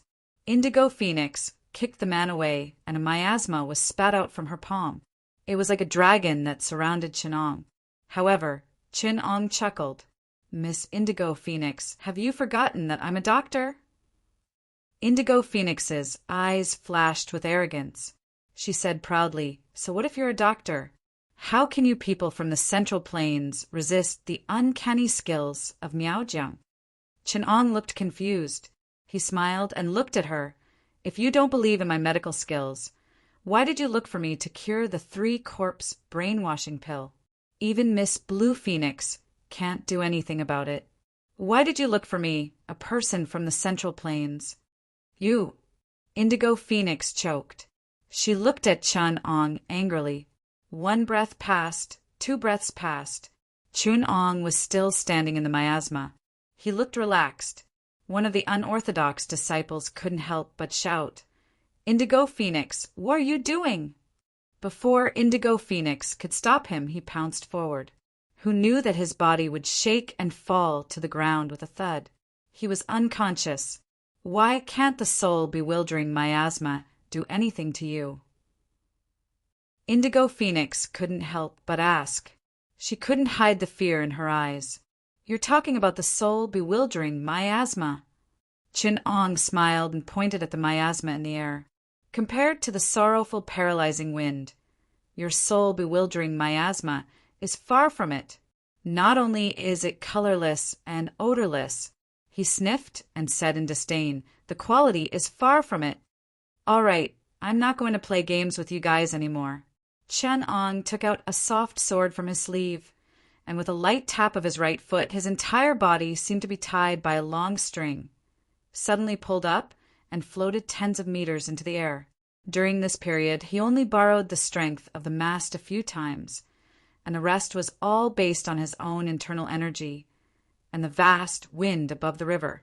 Indigo Phoenix's expression changed. She waved her hand, and dozens of poisonous creatures of different sizes appeared in front of her. However, Chin-Ong swung his sword from top to bottom. It was like a rainbow piercing through the sun. The sword aura covered every inch of the ship. Seeing the sword aura, the unorthodox disciples finally understood how laughable their actions were. The light of a firefly dared to compete with the brightness of the moon. They felt pain in their hands, and a sharp aura knocked their weapons out of their hands. Indigo Phoenix's poisonous creatures didn't even manage to jump twice before they were turned into dust by the sword aura. She felt as though she was facing a huge wave. She struggled helplessly and was drowned in the sea of swords. The big ship in the distance let out 2 shouts. When they saw the heretics on the ship lying on the deck without any ability to resist, and Chan-Ong standing among them with a sword in hand, they could not help but be shocked. They quickly pushed out a few crossbows from the back. The crossbow bolts were the size of spears and were as thick as the rim of a bull. The arrowheads were shining with a cold light as they were pointed at Chin-Ong. Chin-Ong lifted his head and asked, Have you guys heard of the sorrowful, paralyzing wind that I mentioned just now? Before Zhang Xian could finish his words, the group of heretics had already collapsed to the ground, their muscles and bones going limp.